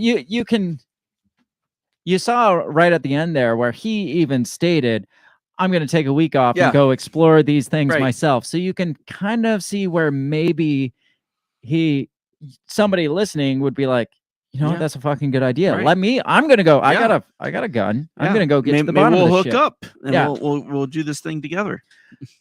Again, I'm not going to say Pizzagate didn't happen. I told you, I feel like it's probably made up to be a sensationalism of what's actually going on to make people be like, well, so anytime elite pedophile ring gets brought up, you can be like, oh, you just Pizzagate. Pizzagate, that becomes a buzzword for you. Yeah, it does. And you get censored from YouTube for it. You get censored from Twitter for it, kicked off of social media for it, just like the Sandy Hook stuff. It's like once you start asking those questions, you get immediately kicked off. And most of it's probably because of fucking Alex Jones, because he sensationalizes everything. Absolutely. So let's go back to the Wikipedia. So we talked about Chobani. We talked about Chobani. We talked about Charlottesville. Now we're at Sandy Hook. So this is the one that like we said, the lawsuit is over right now. Yeah. Says Jones spread discredited conspiracy theories about the 2012 Sandy Hook Elementary School being a false flag operation by gun control advocates. He stated that no one died in Sandy Hook and the incident was staged, synthetic, manufactured, and a giant hoax and completely fake with actors. There's a lot of statements there. It is. On April 2018, Neil Heslin, father of the victim, Jesse Lewis, filed a defamation suit against Jones, Infowars, and Free Speech Systems, which is the parent company of Infowars, in Travis County, Texas. Later that day, Leonard Posner and Veronica De La Rosa, parents of Noah Posner, who is a victim, filed a defamation suit against them as well. Says Posner, who has been forced to move several times to avoid harassment and death threats, was accused by Jones of being a crisis actor. Jones was found to be in contempt of court even before the trial started. So let's go back to that original article where we were talking and the 45 million came up and we're like, does the punishment fit the crime here? And I think we're both like, that's really extreme. But it sounds like he was kind of a shitbag in court. Right. And probably pissed the judge off even more because it says he was found in contempt of court before this first trial even happened, even started. It says he failed to produce witnesses and materials relevant to the procedures. Consequently, Jones and Infowars were fined $126,000 in October just for the contempt of court charge. So immediately, right off the bat, he was not a very good lawsuit defendant. Yeah, right. It goes on to say in 2018, 6 families of victims and an FBI agent who responded to the attack filed defamation lawsuit in Connecticut against Jones. Let's see what else. On July 24, 2018, William Sherlock, husband of victim and school psychologist Mary Sherlock, I feel like feel like that's a made-up name. Right. Filed a defamation suit again in the Connecticut Supreme Court against Jones, InfoWars, and Free Speech Systems, and InfoWars Health, which is his like super vitamin thing. That's my I Love Lucy reference, but it's his like super product. Okay. Like that makes him all like a man's man. Gotcha. He's got his own like line of supplements. That's what gives him the husk in the voice. Yes. By February 2019, the plaintiffs won a series of court rulings requiring Jones to testify under oath. Jones was later ordered to undergo a sworn deposition. He was also ordered to turn over internal business documents related to InfoWars. In this deposition in the last week of March, Jones acknowledged the deaths were real, stating he had almost a form of psychosis where he basically thought everything was staged. Wow. So he goes for... So this is 2019. So 7 years saying how fake this thing was, how it was all hoax, how this was all staged. He gave all this evidence, showed video clips of it, tore down people's character, tore down parents' character. And then when it comes to giving his deposition, he's like, I was in a state of psychosis. He pleads the insanity plea. Basically, yes. That's insane. Is that not the shittiest? I mean, that's low. That's fucking low for even him. Yeah. On January 22nd, 2021, Supreme Court threw out an appeal for dismissal by Jones of 4 defamation lawsuits. The court allowed the judgment of 2 lower courts to stand without comment, allowing the lawsuit to continue. On April 2021, the U.S. Supreme Court declined to hear an appeal against a Connecticut court sanction in the defamation suit. So let's see. Says September 27th of 2021, a district judge in Texas issued 3 default judgments against him, requiring him to pay all damages in 2 lawsuits. These rulings came after Jones repeatedly failed to hand over documents and evidence as ordered by the court, which the judge characterized as flagrant bad faith and callous disregard for the responsibilities of discovery under the rules. So again, he's not turning over documents. He's contempt of court. He's just not being a good defendant. Yeah. And so when it comes down to by the time the verdict came out, they were probably all fucking sick of him. Just slap him with everything. Right, This guy is an asshole. Right. Absolutely. Says on April 6, 22, according to the AP and the Daily Beast, a lawsuit was filed in Texas by Sandy Hook families accusing him of hiding assets worth millions of dollars. So here's another thing. This lawsuit alleges, because he's claiming to be bankrupt now, it alleges that he took $18 million from InfoWars in 2018 and kind of moved it around to other companies to make him look like he was had no money. So he's just being shitty. Yeah. Alex Jones being shitty. Says on June 2nd, Jones's attorney asked the judge to drop the case in Connecticut. The judge said she had heard this before, citing 13 times in the past 4 years when Jones' attorneys asked to they asked to drop themselves from the case. Oh. So they wanted to drop themselves from the case. And apparently 13 times in 4 years, his attorneys kept replacing themselves with each other and dropped the case. And so she ordered the lawyers to remain on the case and represent him. So they just kept like swapping out and swapping out. Right. Just like, fuck just you guys. Games. The first of 3 jury trials determined defamation damage against Jones in Texas began on July 25th, 22. The plaintiff attorney revealed he would be seeking $150 million, and we know that got knocked down to $45 million. So there's all that.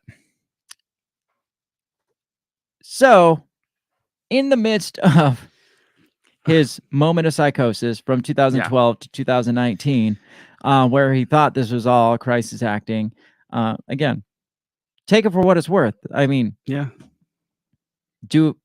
look into the evidence yourself and make decisions for yourself. But this guy is terrible at presenting the case because now he's in a state of psychosis. But while he was like 1 year before claiming he was in a state of psychosis, while he was in the middle of these lawsuits, Stoneman Douglas shooting happens, and he did the same thing and started calling David Hogg, who's a fucking moron and probably some people might call him a crisis actor. We'll go there. Yeah, I'll go with that. So he did the same thing there, and it's just like, was he in a state of psychosis there too? Right. Well, I mean, he could claim that for anything. Yeah. Right. I mean, he kind of lost all credibility by even claiming that. Yeah. Right? I mean, a conspiracy theorist who happens to see conspiracies and everything, and that's a psychosis. and then all of a sudden he turns around and is like, I was in a state of psychosis. It's like, well, it's kind of like conspiracy theories. It's like, once you open your eyes to distrust in the government here, you start seeing it everywhere else. Yeah, absolutely. Well, once you open your eyes to this guy, this is why you can't let one person be your sole like source of conspiracy theories, because once he flips and it's like, I was in a state of psychosis, it's just like, well, was all the rest of this stuff bullshit made up too? Was all the rest of this your delusional psychoses? Chobani? Huh? Is that psychosis? Yeah, come on. That was my hill to die on, was Chobani. I'll never eat Chobani again because of the tuberculosis. Thanks, Alex Jones. Yes. So, I mean, this, like I said, he's the poster child of conspiracy theories. And then he just falls so miserably hard. Right.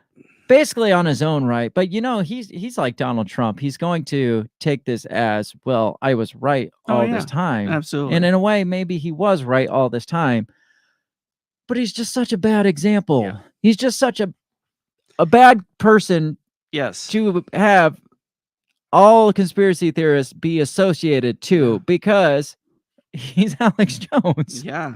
Yeah. It's like you can't even talk about these things anymore. You can't even bring up Pizzagate anymore. You can't bring up Sandy Hook anymore because it's been so sensationalized. Yeah. Because of him. Yeah, because of him and people like him, and turned into like this big publicized thing where it turns into lawsuits and turns into deplatforming and shit like that. It's like, well, we can't even have these discussions anymore. Right. I mean, it's like, you know, Geraldo Rivera will always be associated with Al Capone's vault. Yes. Right. And what a bust that was. Yes. Right. And so now you have Alex Jones will always be associated with Sandy Hook and Pizzagate. Yeah. And it's like, there's no way around it. You can't have that discussion without going through the Alex Jones tunnel. Yeah. It's like the Alex Jones filter now. Yeah. Like, if anything that was discussed by Alex Jones, it gets filtered out as bullshit now. Right. Absolutely. And if it's anything that's even remotely similar to it, like if you start talking about Jeffrey Epstein or something that's remotely, I mean, it kind of gets picked up in the Alex Jones filter because he kind of fucked it up for all of us. Yeah. It's like, thanks a lot, dude. This thing that you were making millions of dollars. And I have a hard time believing he even believed most of the stuff he says. Otherwise, like I said, he would have not rolled over so quickly. Right. Yeah. If he believed any of the shit that he said, he'd fight to the grave. Maybe that's easy for us to say because we don't have as much to lose as him. Yeah. I mean, that's possible. Like, for sure. I mean, what are they going to do? Come after the 5 nickels and 3 pennies in my bank account right now? Right. It's like, Alex Jones is a multimillionaire, or was at least. And so it's just like, well, I got a long ways to fall. But if he stood by his guns, I mean, he would still have his name to fall back on. Yeah. So even if he lost all that shit, he could easily rebuild. Sure. I mean, it's not like he started as a multimillionaire. He could easily, I mean, in a world of podcasting, it'd be so easy for him to just be like, click podcast account, and people would be like, oh, Alex Jones is back on, and he would immediately have millions of followers on the spot. It wouldn't matter what platform he went on. Oh, absolutely. He'd just have to get the word out. Hey, I'm over here on Truth Media, or I'm over here on, I don't know. I got my own website, alexjones.com, media.com. Yeah. Yes, he did name it .com. But yeah, he would immediately pick up. Yeah, if he just stood his ground, because he'd have that credibility. But to turn around and be like, oh, I was in a state of psychosis. I feel like you probably lost. Hopefully people are. Yes, I would hope people would have enough sense to be like, that guy's full of shit. Yeah, exactly. We are due for a break. We need overdue for a break. We need to go take a couple minutes, go to break. When I come back, I want to talk about kind of the consequences of this, I guess. This whole fear now of conspiracy theorists, because you look it up and it's like, oh, the dangers, the national security threat of conspiracy theorists. And it's all tied to it. It's not even Alex Jones now. like we talk about the Alex Jones filter. Well, now you got like the January 6th filter or the COVID-19 and vaccination filter. And it's like, if you even type in conspiracy theory, it's just like either 2020 election, January 6th, or COVID-19. And that's what you're tied to now just by the words conspiracy theorists. It's QAnon and all those things. And it's like all these things that discredit any form of, distrust in the government, any form of distrust of the mainstream narrative gets filtered out through all these bullshit things that are considered national security threats now.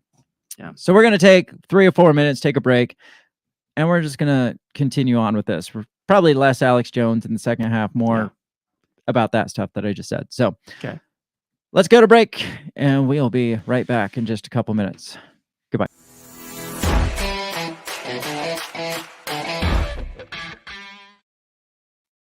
Have you ever thought that maybe voting, maybe all this politics constantly surrounding you is not the way to achieve freedom in your life? Hi, I'm Remso W. Martinez, and I ask myself the same question. That's why I'm on a journey to find true freedom in my lifetime. From learning about financial independence, to new ways to develop rugged individualism, to amazing guests living strange, crazy, amazing lifestyles that you've only thought might be real, but actually are. Go ahead and check out my new show, On the Run with Remso W. Martinez at the We Are Libertarians Network. You can find On the Run with Remso W. Martinez on iTunes, SoundCloud, Stitcher, Google Play. You know how the internet works.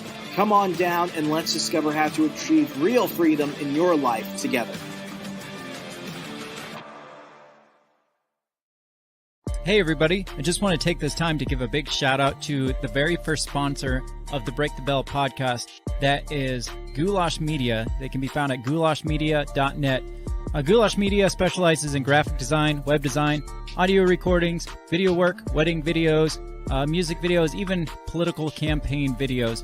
Goulash Media caters to the little guy with the big vision. You can check them out at goulashmedia.net. That's GOULASH media.net.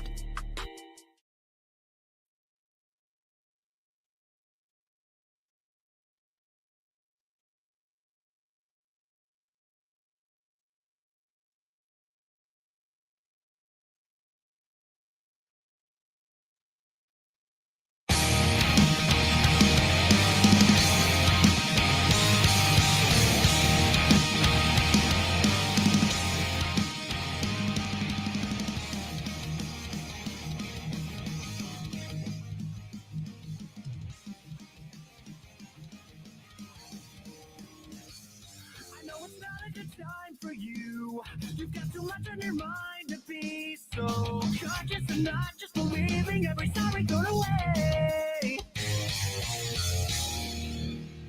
And it's about time we address the situation and begin to get back to you. We hold a candle like vigil for your self-respect. Reputation destroyed by what you can expect to be.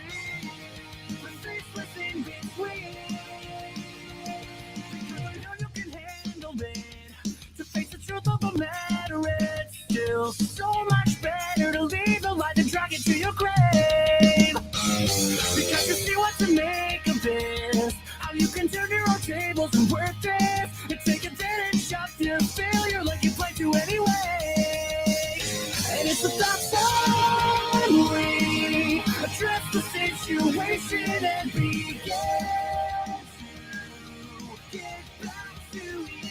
We hold a candle like vigil for your self-respect. Reputation destroyed by what you can expect to be. The faceless in between. You're still alive, but you've been dead inside for a long time. And I understand why, but you did this to yourself. You did this to yourself. You don't even remember the name. Why should anybody remember you? Why should anyone give you another shot? You know that it's not forgotten. Now you're everything you always despise. You always get guilty, you always lies. You always never cover up like you done. We already know. We already see. Wake up and get better before you. It's about time.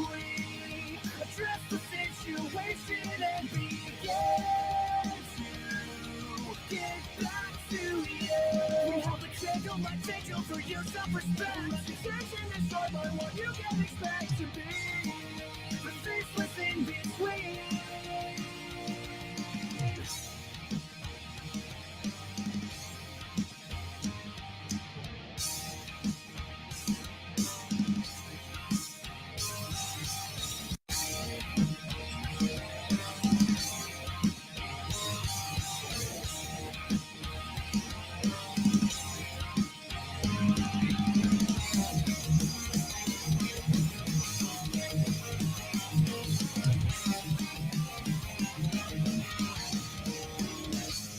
I know it's not a good time for you.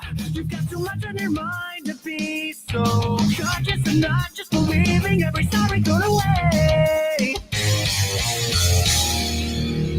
And it's about time we address the situation and begin to get back to you. We hold a candle like angel for your self-respect. Reputation destroyed by what you can expect to be. The faceless in between.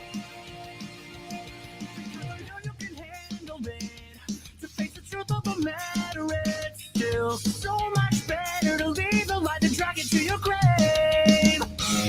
Because you see what to make of this. How you can turn your own tables and work this. And take advantage of your failure like you play to anyway. And it's about time we address the situation and begin to get back to you. We hold a candle like angel for your self-respect. Reputation destroyed by what you can expect to be. The faceless in between.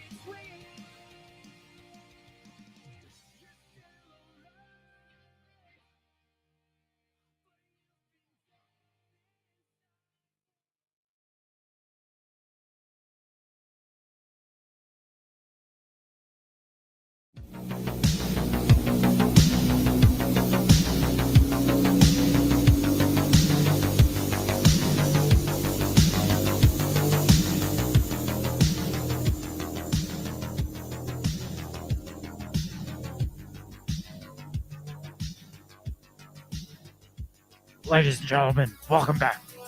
Welcome back to the show where I can't even do it now. I lost it. It's because you drank something. I think so. Exposing globalists. God damn it. Once I you lost get my that gravel. moisture in there, you lose the gravel. I did. I'll have to do it later. Welcome back to the show. Without my Alex Jones voice, I lost it. I think it's the Coors Light took it away from me. Fucking Coors Light in your blue mountains. We're talking about dangerous conspiracy theorists, specifically Alex Jones, the dangerous conspiracy theorist. And he's not a dangerous conspiracy theorist because he's danger to like democracy as we know it. No, he's a danger to conspiracy theorists. Yes. Is what I think I've Yes. determined. Yes. Is that he is just a danger to the rest of us because whether or not he thinks he's controlled, like is intentionally controlled opposition, in a way he is controlled opposition. Yeah. Because whether or not he's like part of the mainstream uses him to discredit every other person that just like dares to question the mainstream narrative out there. So whatever you believe about Alex Jones, he's not really beneficial to the conspiracy world. And on the other hand of being kind of dangerous, when we're looking at all these other cases like Pizzagate and some of these other instances where like there was the Pizzagate one, there was the Sandy Hook one, and pretty much everything he touches, somebody gets pissed off and decides to take things into their own hands. Yeah. How much responsibility does he have for that? Yeah. No, I think he has to own it. Like, I do. Legally own it or just fess up to it? I fess up to it. Be like, I kind of fucked up here. Yeah, absolutely. Like, guys, let's not do this. There's a lot of good people on both sides of the story. Right. There's a lot of good people in the pizza parlor, and there's a lot of good people in Sandy Hook, and right, exactly. I don't know. But again, like you said, with power comes responsibility, and he wields a lot of power on that platform. Mm-hmm. And when people are being like, "I got you, Alex. I'm going to the pizza place. Right. You know. And we were talking once we went to break about how the shitty thing is that he doesn't own up to it, or he backpedals on every single, like he backpedaled on Pizzagate saying I never said that. He backpedaled on Sandy Hook saying I was in a state of psychosis. He's backpedaled on pretty much all of these things that he has stood so hard by and so like die hard by. And like we were saying, he could literally, if like you were saying, if he just stuck by it, he would at least retain the support where his supporters would do anything for him. He's like basically at Donald Trump status in the peak of his career. I would say he would be like, people would follow him to the grave. Donald Trump status. But unlike Donald Trump, he rolls over on it when the shit hits the fan, when the heat gets brought on him, he rolls over on it. So his supporters are going to be like, dude, you're not credible anymore. If you look at Donald Trump, the one thing about Donald Trump is doesn't matter how much crazy shit he's saying, he keeps saying that crazy shit. Even when the heat, like when the heat gets turned on, he says it harder, like so much harder. And so his fans, I guess, can you call them fans? I would say so. Fans. I mean, they stick by him that much more because he's staying loyal to what he's saying. He's continuing the same verbiage, the same mantras, the same shit that's getting him in all the trouble. He just says it that much more. And even like his people will back him up. His press secretary is like, well, he said what he said. Yeah, right. I mean, it's Donald Trump. He said what he said, and but yeah, like look at all his supporters now. Even though he's been kicked off every platform, there's lawsuits been brought on him, civil, criminal charges, all this stuff. And what's Donald Trump saying? All the same shit that he was saying before. Whether or not it's the right shit, that's at least keeping his fan base going. Because he's staying true to his I don't know, his brand. I mean, that's a fair term for it. You know, I mean, he didn't, you know, even he's still talking about deep state and how the election was taken. You know, and again, when the election happened, he used that as credit to what he was saying all this time, that the deep state's out against me, and this is just proof. And you'd think Alex Jones would do the same thing and be like, yes, I did have this lawsuit, but that's just proof that they're out to get me. And that what I'm saying is that dangerous and it's that real, that they are willing to shut me down completely. Absolutely. And instead of being like, I don't even know these assholes. I never said that. They just mashed my words just together. Psychosis. Yes. I was doing mushrooms at the time. I don't know. I don't know if you ever watched. I think he gets a lot of Botox in his face because his lips are always like really. They don't really. He reminds me of what was that guy Alien from the first Star Wars that his jowls like always shook when he like talked. He's like I can't. Was it Neem Num? Maybe. I don't know their names. I'm not nerdy enough for that. Well, I am. I know. That's why I asked you. I figured you know. But that's Alex Jones. Anyway, let's continue on with this. As whatever you think about Alex Jones, the fact of the matter is all this is discredit, dangerous, the rest of it because of this Alex Jones filter now that's put on everything. So this article is actually from CNN, and it's titled "From Fringe to Frontline: How Alex Jones Stoked Many of the Conspiracy Theories Taking Today's Republican Party." So you're going to see a narrative here, like connecting the dots to Alex Jones and that mindset, and that's what led to obviously January 6th. Right. Is that mentality there? Even though, again, when he started, he was against all political parties, but now the Republican Party is Alex Jones created, inspired. Okay. So it says on a January night in 2002, a 37-year-old man donned a patriotic-themed uniform, covered his face with a skull mask, and activated a long-held plan. Armed with a .45 caliber pistol, crossbow, and makeshift bomb launcher. That's crossbow. Okay, you're stuck on the makeshift bomb launcher. Well, that sounds badass. Yes. But a crossbow. Is he looking for vampires? I don't know. And a 2-foot-long sword and a double-barreled shotgun assault rifle Holy hybrid. shit. God, is armed to the teeth. Richard McCaslin made his way into the forest of San Francisco. His mission was to find and expose a secretive group of elites who he wrongly believed engaged in child abuse and human sacrifice. So this is following Alex Jones's Bohemian Grove report. Yeah. Going in to find this Bohemian I wanna Grove. know who the fuck he was going up against. All of he them, is apparently. Yeah, let's see. We got vampires, samurai, the Predator. I mean, right? Is that assault rifle, shotgun hybrids? Mhm. I just want to know. I want to see this makeshift bomb launcher. That sounds badass.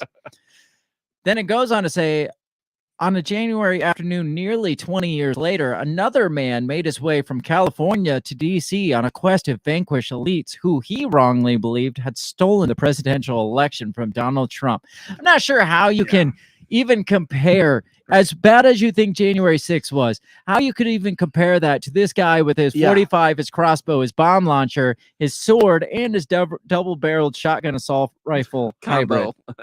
He had more weapons than the entire January 6th protest had. Yes, I want to see a movie on this guy's life. Yes. It says Daniel Rodriguez, then 38, joined the mob that besieged the U.S. Capitol on January 6, 2021. During the battle to breach the building, Rodriguez used a stun gun on a police officer. Probably the police officer's stun gun. Yes, that compares to a makeshift bomb launcher. Right. Who suffered a heart attack and traumatic brain injury. I had not heard. I had not either. That the guy who had a heart attack was hit with the stun gun. Yeah. That sounds made up. Little odd. Somebody verify that information with me, please. Both McCaslin and Rodriguez said they had been inspired by a fiery conspiracy theory peddler named Alex Jones. McCaslin, who watched Jones sneak onto the site in 2000 film Dark Secrets inside Bohemian Grove, and who was thwarted by sheriff deputies before he could inflict harm on the staff at the Bohemian Grove campground. I don't think you call this a campground. He was a freakish outlier. Rodriguez, who said Jones' website had inspired him to seek truth and answers, held false beliefs about the 2020 election, now shared by millions of Americans. In a contrast that mirrors the startling transformation of Jones, whose influence, through his technological prowess, fortuitous timing, cult of personality, and sheer force of will, has crept from the fringe to the mainstream.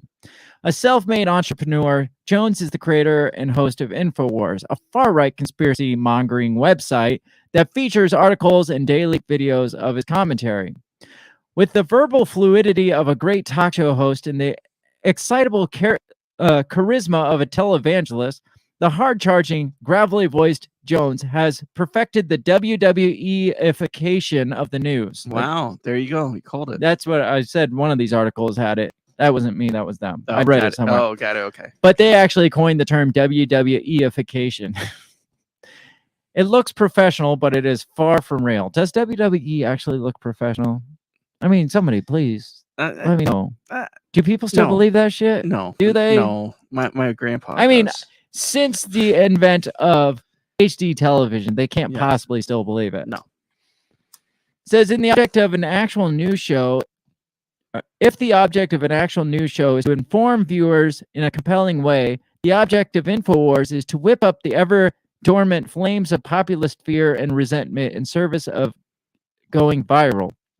Without a thought to who gets hurt and who is driven to violence, it's doom porn, and the name of the game is to get eyeballs and to sell products. I believe that 100%. Yeah, absolutely. Like he's selling his brand is what it is. Yeah. And his brand is sensationalized conspiracy theories, like anti-government, anti-globalism, anti-new world order type shit. Yeah, all in the name of money. This dude was, it says he was stunned and then he was dragged down the Capitol steps and suffered a mild heart attack. I mean, that's not really quoted that much, though. Oh, no, this is the first time I've heard of it. Huh. Says sitting at his anchor desk, surrounded by news clippings in his remarkably professional studio in Austin, the 48-year-old Jones puts on an hours-long on the show 6 days a week that revels in coming apocalypse and rails against a shadowy evil enemy. I don't have a problem with that, really. No, I I don't. don't either. I mean, we kind of do that to our own extent. We revel on a shadowy evil enemy almost every episode, Yeah, at and least it's somehow. usually a different enemy. Yeah, but it always ties back to the same Yeah. shadowy enemy. But again, he kind of makes it far-fetched. Yeah. By making it as sensational as Right. it is. He makes it- over-dramatizes yeah, it, so for it sure. makes it more, not even more than it is, but he makes it too Yeah. far-fetched to be real. Right. And then his just whole persona just makes him out to be like, he's basically with the bullhorn and everything, the crazy guy on the street corner that's Yeah. calling for, Right. I don't know. Revelations. Yeah. Yeah. Which, I don't know. For some reason, a bullhorn always makes even the most truthful thing seem a little Yeah, crazy. Absolutely. It says, Jones says again and again, engineered COVID-19 and the vaccines in a quest to depopulate the planet.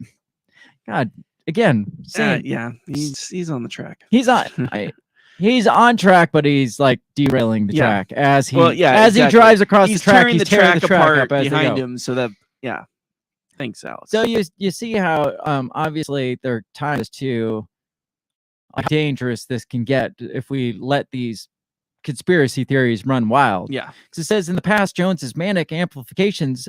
I mean, that's a pretty accurate definition of it. His manic amplification of conspiracy theories.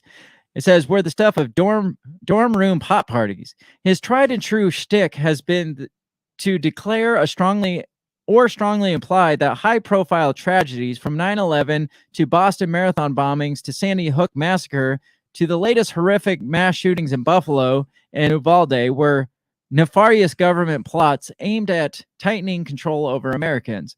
But starting in 2015, Jones's absurd claims found purchase with the leading Republican presidential contender and eventual president of the United States, Donald Trump. So he went from like they're saying, like fringe, like pothead parties to, hey, this is the mainstream of the Republican Party. It's basically what this is saying. And it's saying, it says he's part of the right-wing media ecosystem that helped create Trump. And now he seems ready to ratchet up the movement, even while denigrating and looking past Trump. I don't know. And he's not wrong with that, or this article is not wrong about that, because there were times where Trump would tweet something or say something, and I would be like, okay, he got that directly off of Fox News, right? Or, Alex Jones. Yeah. It says interviews with Jones' former employees, high school classmates, teachers, and other associates, as well as police congressional records unearthed by CNN, shed new light on his rise to popularity.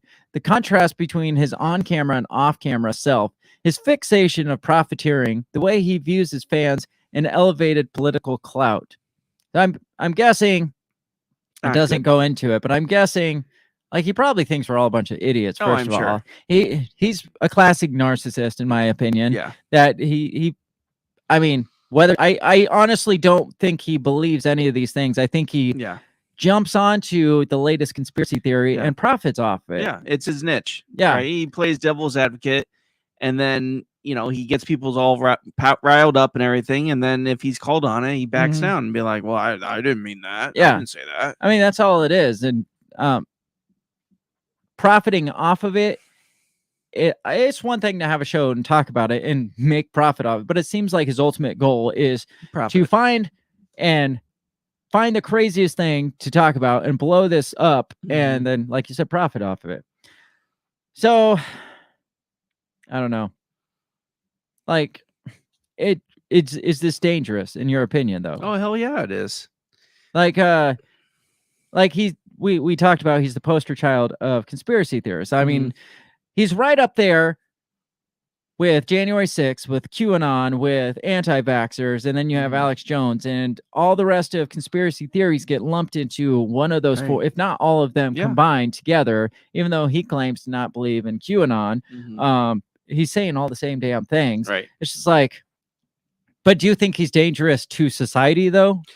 No, I don't think he's dangerous to society. That's what they're saying here. Like that guy that went and armed to the teeth to Bohemian Grove. That was all based on his documentary. But it wasn't like that was before like over sensational Alex Jones. I mean, that was just him going in there in video. Yeah, he did say, I think they're actually sacrificing humans here. I mean, yeah, he kind of blew some of it up.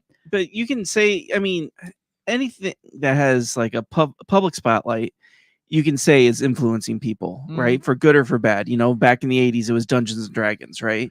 That's or Devil's Game. Right. Or you know, rock and roll music. Right, rock and roll music, you know, or suicidal tendencies, you know, or you know, freaking you know, what's his face? The Matrix movie, you know, or something, you know. I mean, so you could take anything and Eminem, like, Marilyn Manson, right.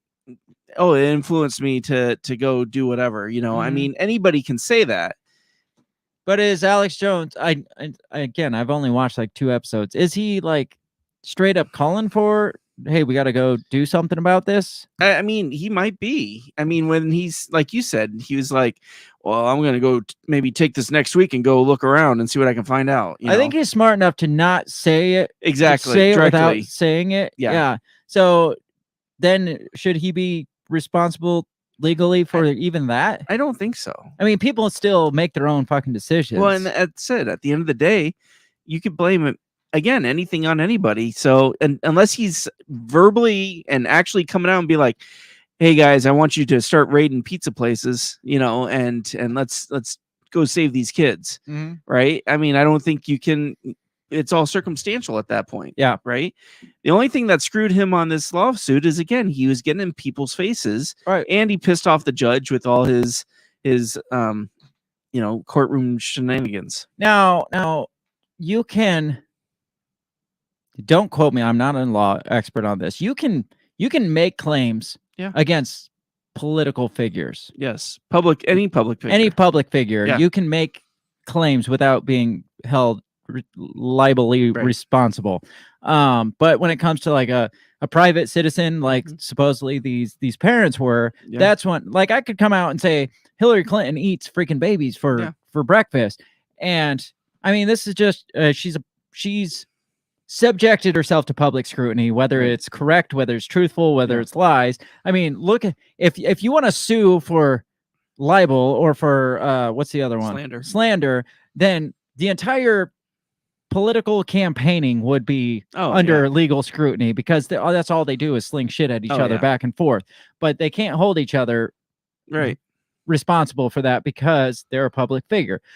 Where he screwed up was he started attacking the character of like private citizens by name and calling them out by name and being like, this guy's a crisis actor, this guy's a fucking liar, and this is all just a sham. Exactly. That's where he messed up. Now I can come out and be like, Sandy Hook looks shady as fuck.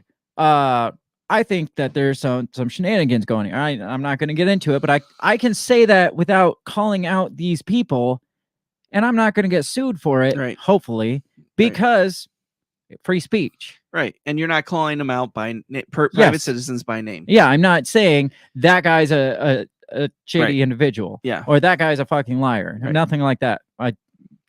I can think it in my head if I want to. Absolutely. But as soon as I come out and publicly make that announcement, you better have really good proof. Yeah. Because somebody's going to probably sue me for $45 million. Exactly. So I want to get into this. Why this is psychiatric services, psychiatry online. This is why humans are vulnerable to conspiracy theories. And this one is, I mean, it's full of just, it's just like condescending. Sure. So bad. And it pisses me off because it flat out says, the more educated you are, the less susceptible you are to conspiracy theories. And it's just like, y'all are a bunch of dumb idiots, is basically. Right. Yeah. Bunch of hicks. It says, humans seem drawn to dark conspiracy theories, often in favor of the simple truth. In response to the COVID-19 pandemic, misinformation and conspiracy theories have surged. President Trump, for example, praised the anti-malarial drug hydroxychloroquine as a game changer, despite scant empirical evidence of its efficacy and safety for the treatment of SARS-CoV-2.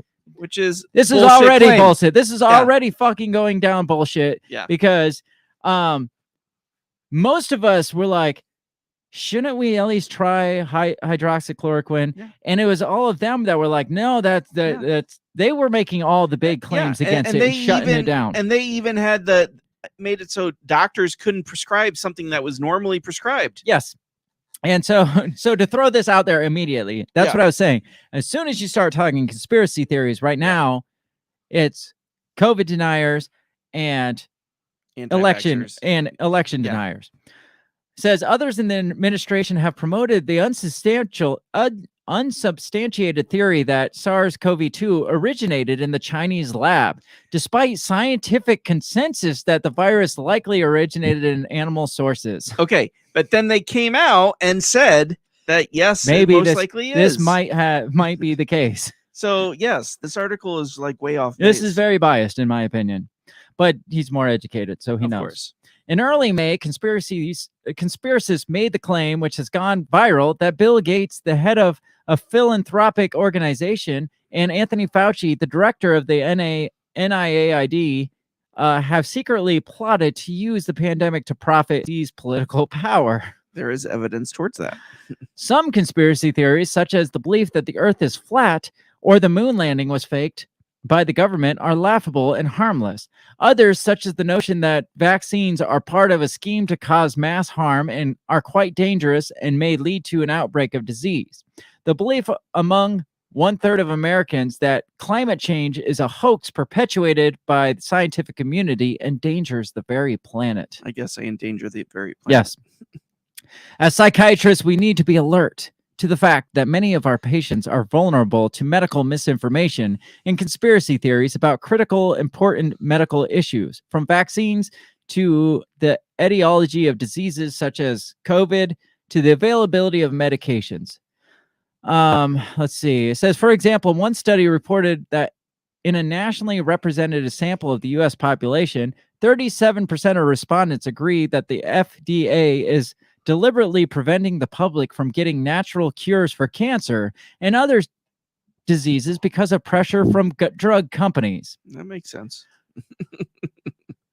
So you got to realize this is probably fucking happening. Yes, you're right. Yes. I mean, they're like spilling it out for you. Yeah. They're like putting the theories more ingraining. The fact that they're coming out against them ingrains it deeper and in they me. Probably feel like the Rockefellers were responsible for the death of Kennedy. And they probably think that 9/11 was an inside job. Yeah. Belief in conspiracies and mistrust in the general can discourage our patients from seeking medical treatment. Let's see. Let me get to... Says modern Americans are hardly alone in our taste for conspiracy. Throughout history and in different cultures, conspiracy theories have been widespread, inviting the question, what makes humans so prone to these often outlandish explanations of everyday experience? At first blush, conspiracy theories appear to strengthen our tribal unity and confirm our biases and prejudices towards various target groups, typically racial, ethnic, and religious minorities. Of course, these theories can also serve obvious political motives. Until recently, humans lived together. So this goes on to explain why we tend to fall towards conspiracy theories. Until relatively recently, humans lived together as a small group of hunter-gatherers. Our survival depended in part on our ability to recognize and mitigate various threats. Aside from predators, threat came from other tribes. The archaeological record is replete with evidence of violent human conflict. Having the capacity to imagine and anticipate that other people might form coalitions and conspire to harm one's clan would confer a clear adaptive advantage. A suspicious stance towards others, even if mistaken, would be a safer strategy than a carefree trust. Likewise, the paranoia that drives individuals to constantly scan the world for danger and suspect the worst of others probably once provided a similar survival edge. So, our predisposition towards paranoia of our government comes from our tribal times where we were paranoid that other groups were going to take our food and kill us and shit. Do you buy it?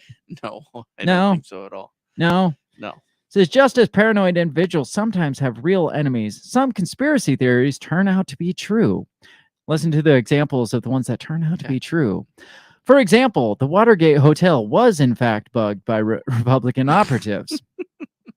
Does anybody think that's just a conspiracy theory now? No. I mean, maybe they called that a conspiracy theory for what, a week? Yeah, right. Until they proved it. And Nixon came out and was like, I did do that. It's like, I'm not a crook, but I did it. Yeah.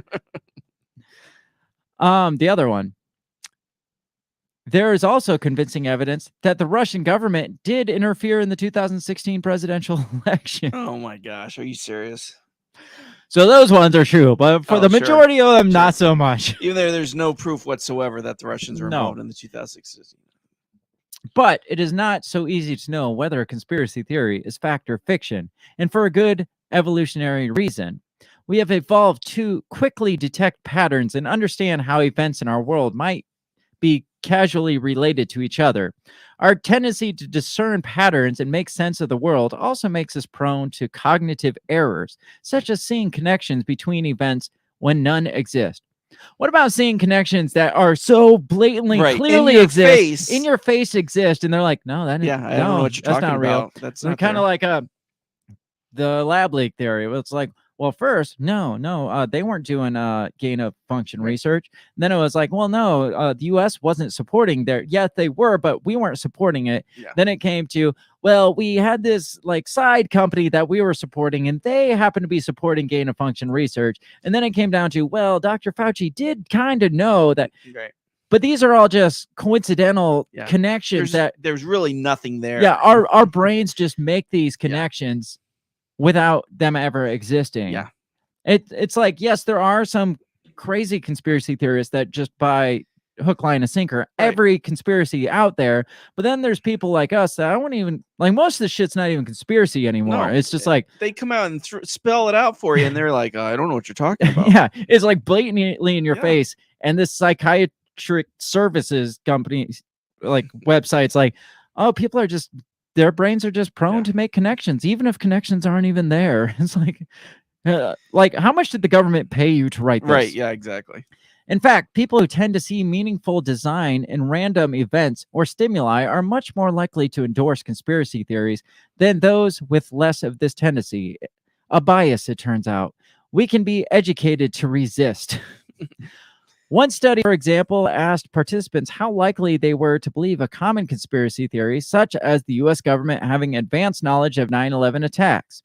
Researchers also rated their belief in an experimentally fabricated conspiracy that the makers of the popular drink Red Bull add substances to it that raise consumers' desire for the product. And that's probably not a made up. So they're saying, I was gonna say that's probably true. We know for a fact that some of these like processed food, they put shit in it to make you want more of it. Yes. Caffeine is in Red Bull, which makes you what? Want more of it. So for them to be like, so we took people that kind of believed in that 9/11 was a hoax, and then we made up this conspiracy that Red Bull put in his drink what they actually put in their drink, and guess what? They believed it. That's right. That's so far-fetched of a freaking argument there, because just the evidence of caffeine, yes, which is an addictive substance, is sign that that's true. Participants who were more likely to detect order in this random sequence were also more prone to endorse belief in conspiracies. The clear implication of the study is that having a strong bias to find structure and purpose in the world makes us susceptible to conspiracies because they give us a clear, if not erroneous, explanation of how events fit together. The flip side of this is that most of us also have a strong aversion to seeing events as random and coincidental. We greatly prefer to think occurrences happen to us for a reason. I don't know. What do you think so far? I think it's all bullshit. Yeah. I think they're trying to throw word salad at people to make them doubt. Yeah. Oh, yeah. That's what it is. I It's mean, like typically, okay. I don't believe in coincidences. Okay. Well, that's because I know. look for connections. I'm educated. Well, I'm listen to reaching this. back to my caveman Before roots. you go there, listen to this. It says, of course, not everyone is as vulnerable to conspiratorial thinking. research shows that higher levels of education are inversely correlated with a belief in conspiracies, presumably because education fosters critical thinking and skepticism. Bullshit. Isn't skepticism what gives you Yes, conspiracy critical thinking theories? Yes, yeah, right. I mean, typically, yes. I would say that people that are more educated are more bought into the system. Yes, more bought into the system. They're brainwashed to believe certain ways. They're taught what to think and not how to think. Mm-hmm. They don't question the system because the system works for them. So that's a deep dive into the brain, the minds Wow. of I'm ourselves. so glad that Psychology Today was there for us. Mm-hmm.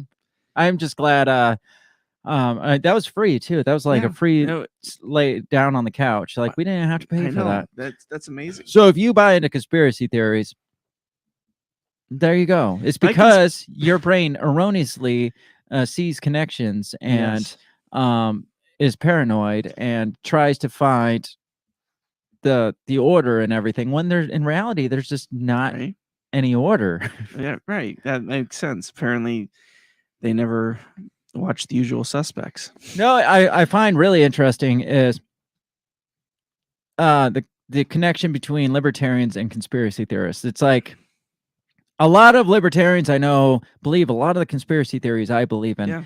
And I think it comes down to they just fucking don't trust the government. Right. So they can easily see, well, yeah, that's probably true. Yeah, I could see that the government would do that because fuck the government, basically. Well, anybody who believes the government has your best interest and trust them are far more stupid than anything else I can imagine. Well, it's like, how can you say I don't trust the government? I'm a libertarian. I don't trust the government, but the government would never do this to us. Yes, they would never. Right. And on the same hand, it's like, how can you be at that level of conspiracy theorist and be like, the government would definitely do this and not kind of be libertarian minded, Yeah, exactly.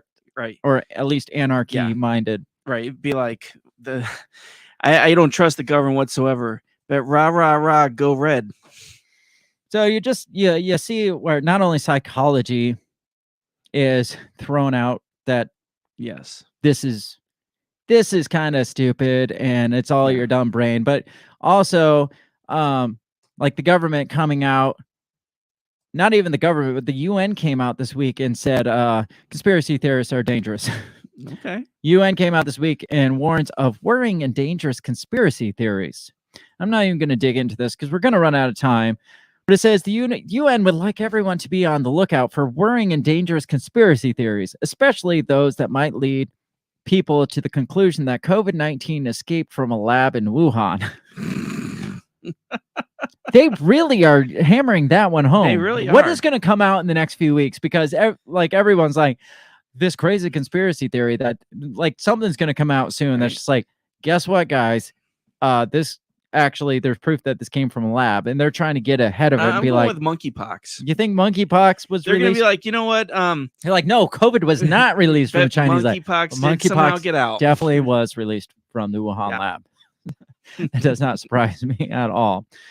Then you had last year, Homeland Security warns of potential conspiracy theories fueled violence in August of that month because of those election was stolen stuff. Was there any conspiracy theory fueled violence in August that year? No, they put the gate up. They were planned for it, but nothing ever happened. So before we wrap this up, I had a lot more stuff, but we are definitely running out of time.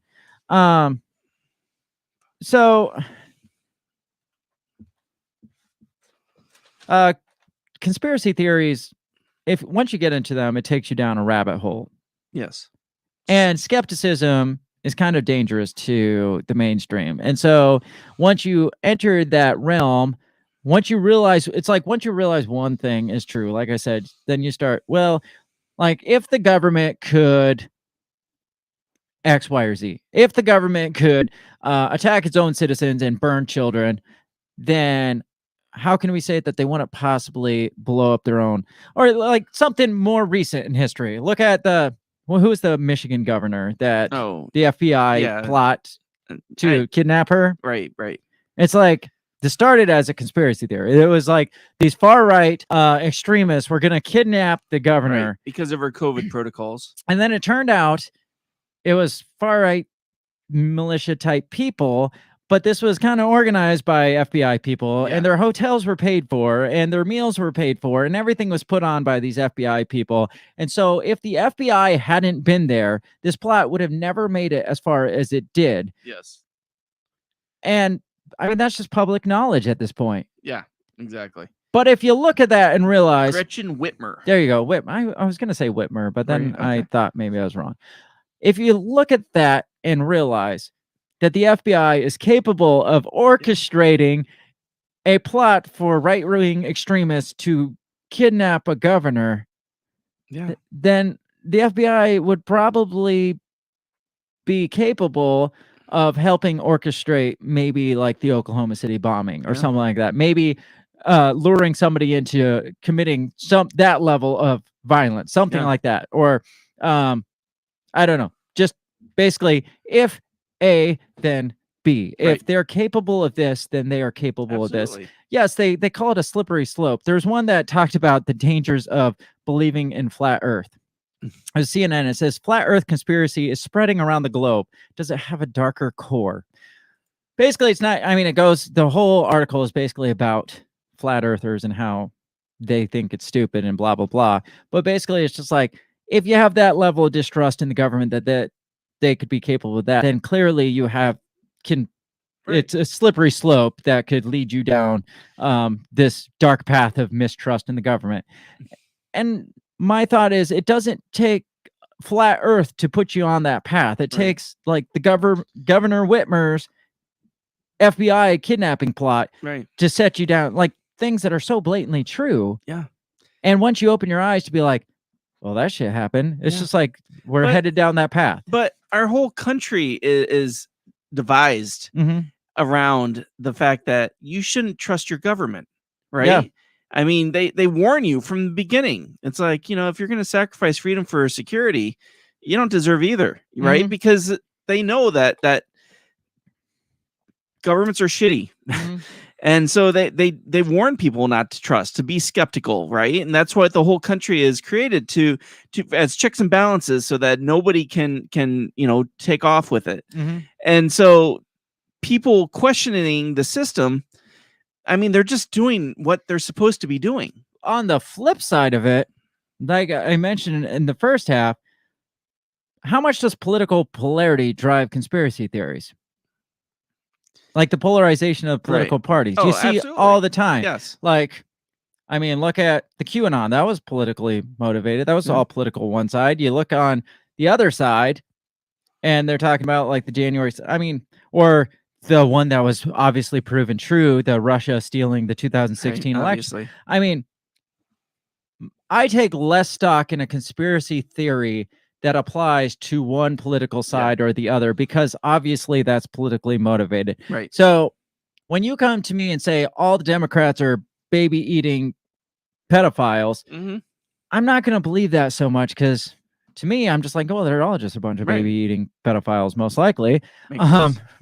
Like, I don't feel like evil is subjected to one political party or the other, or these theories could possibly just fall on one party. So when one side comes out and it's like, Hillary Clinton's a devil worshiping blah, blah, blah, it's like, well, what about the Bushes? Exactly. Like I buy take less stock in theories that are politically driven like that. But most of the crazy ones are driven through the polarity of politics. Yeah. And so when you have a political system that is, I mean, it's basically all it is conspiracy theories. It's like I said, mudslinging back and forth, slandering both sides. And I mean, they dig deep. It's just like, well, George Bush was a coke addict which that's just truth. Right. Or what was the one where he was, he's a war criminal. Right. He was like, he went AWOL, right? Yeah. Or Clintons in their suicide count and stuff. I mean, that's what we are. I don't want to use the term groomed, but we are groomed into this disbelief or mistrust in the other side, through the politics of it, through mainstream politics. And then they want to turn around on us and be like, you guys can't be so skeptical of the government. It's like, all you do is are skeptical of the other side of the government, and they're both part of the government. So How can you tell us not to be but, skeptical? But you should be skeptical of them, but not us. And that's when you know it's bullshit. That's when you know they're hiding something. So that whole part of it, like the polarity of it, the politicization of conspiracy theories. And that's what drives me crazy is when somebody takes it on one side and they hammer it home on this side and be like, oh my gosh, these guys here are so evil, and I'm so glad our guys are there, and then it's like, really? You think it makes a difference? So let's get back to Alex Jones because we are running out of time. So this is also a follow-up to the Associated Press, one that I read at the beginning. This one is titled Alex Jones $49.3 million verdict and the future of misinformation. And this is why I know they're probably coming for the rest of us. This is the example that they're setting. This was their sacrificial lamb, whether or not he was controlled opposition or he's just a sensationalized version of a conspiracy theorist.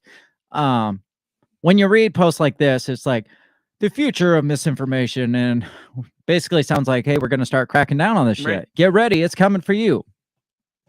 It said, because it talks about his hefty fine. It talks about the verdict. It says, I think a lot of people are thinking of this as sort of a blow against fake news. And it's important to realize that libel law deals with very particular kind of fake news. And this is what we were talking about specific people. Citizens, Yep. It says the distinction is why Jones, who attacked the parents of Sandy Hook victims and claimed the 2012 shooting was staged with actors to increase gun control, is being forced to pay up while Holocaust deniers, flat earthers, and vaccine skeptics are free to post their theories without much fear of multi-million-dollar court judgment. So it's talking about the difference between the two. It's like he was talking about specific people. These people are just talking, like denying obvious. These people are just crazy. Right. But I like how they throw all these things in there. Yeah. They obviously vaccine skeptics have to go in with flat earthers and Holocaust Absolutely. deniers. Yeah. But it almost is like, unfortunately, these people get left unscathed. It says Alex Jones was attacking individuals. And that's very important. A lot of disinformation does not attack individuals. I'm asking you to take the bullhorn away from Alex Jones. This is the closing argument of the case. And all the others who believe they can profit off of fear and misinformation. So this guy doesn't sound like he's like, I want you to tell Alex Jones to stop defaming people, innocent people, if you can call them that. Right. I want you to tell make an example of him for smearing other people publicly.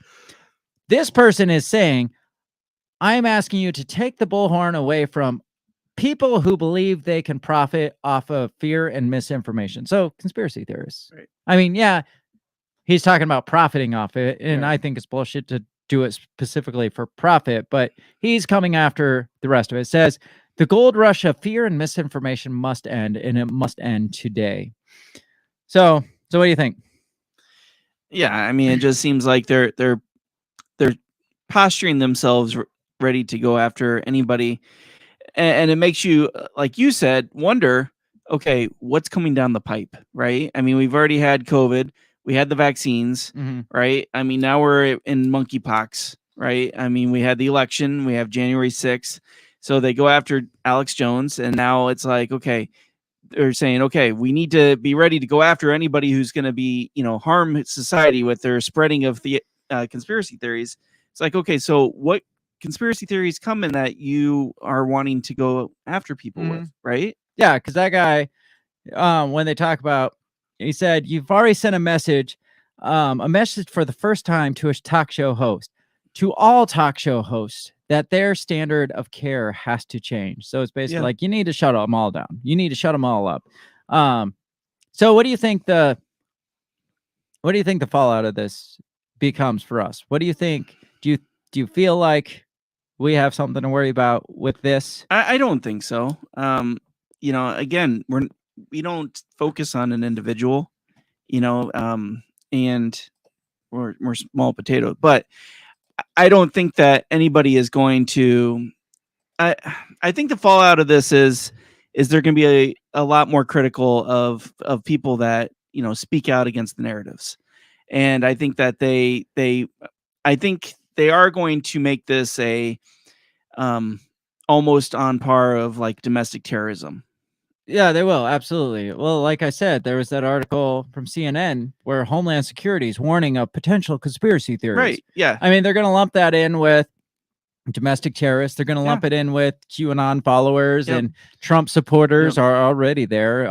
What did they remember last year? They tagged on libertarians in the mix. So anybody that like has any sort of mistrust, the dangerous mistrust in the government that gives us so much to trust. They're so trustworthy. And so Facebook or YouTube or whoever can now come out, and they're going to take you down and they're going to be like, hey, due to DHS code B683, we have to remove this because this is harmful to society. Well, even the one that was talking about flat earthers that I didn't get into, that said it's spreading around the globe, does it have a darker side?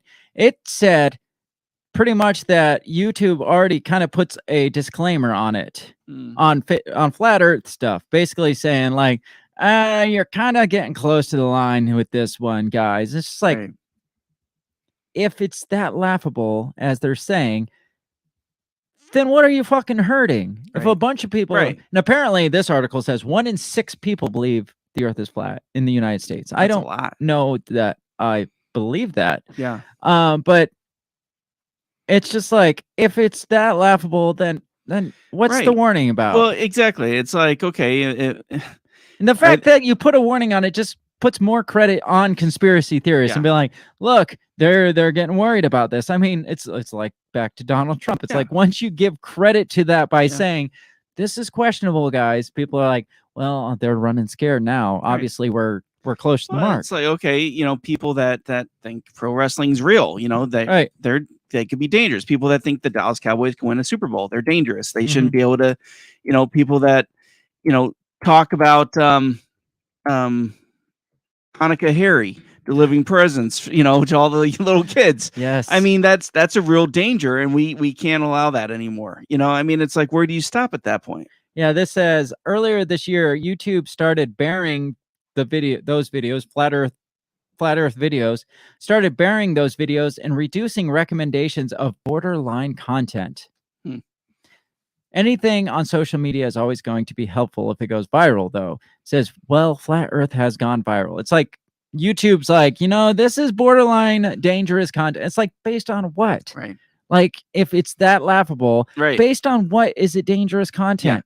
And what are they going to do if they think the earth is flat? That's so dangerous to everybody else. Well, obviously, if they can venture down the mindset that the earth is flat, that's telling them that everybody and anybody with any authority, scientifically or the government or any, I don't know, scholar, like college professor, obviously is full of shit. We're already there. now you've just lost. Well, I mean, this is just going instead of easing your way into, oh, that guy's full of shit, and that guy's full, and that guy is full, and that guy. This is like, well, obviously they're all full of shit. If the earth is flat, then they're all telling me lies. And so that's the only thing I can come up with borderline dangerous. It's like, well, that leads them down this path of mistrust in our government. We can't have mistrust in our system, even as what you would call innocent as the earth being flat.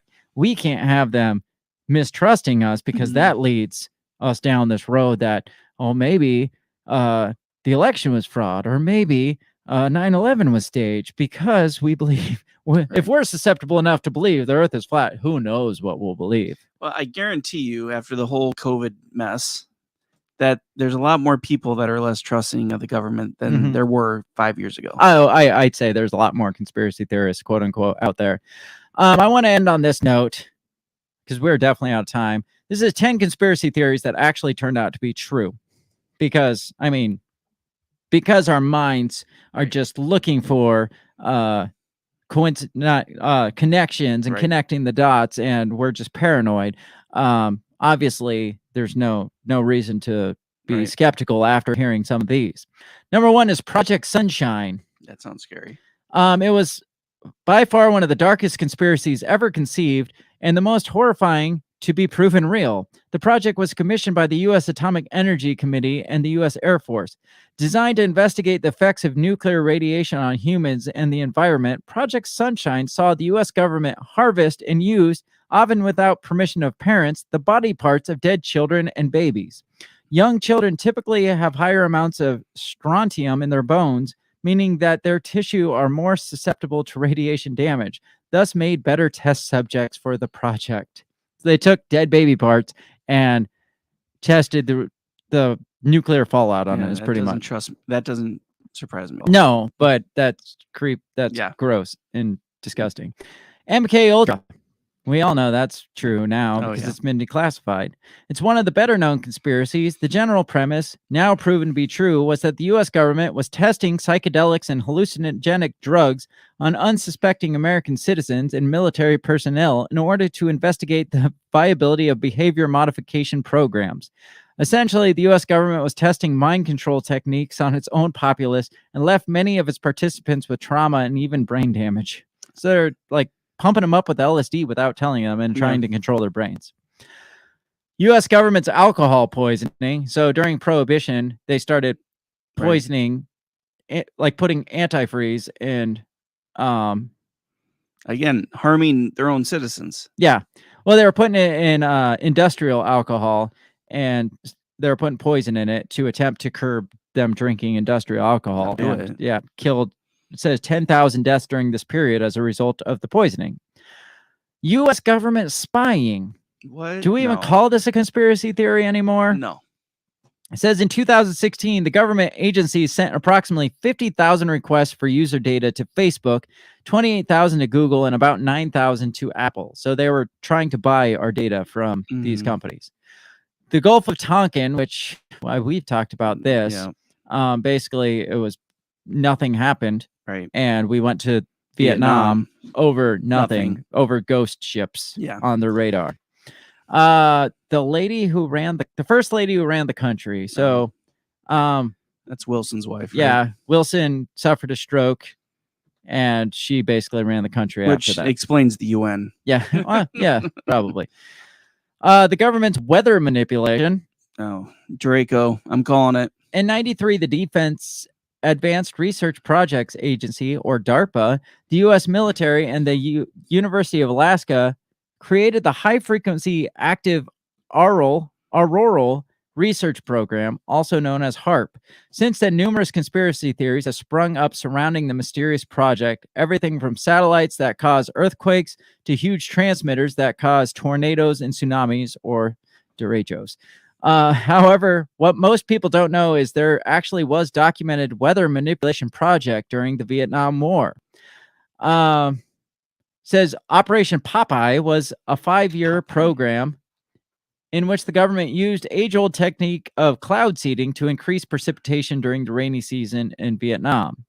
What's scary about this is if the military has done it in the past, and given the length of the operation, it must have been at least partially successful.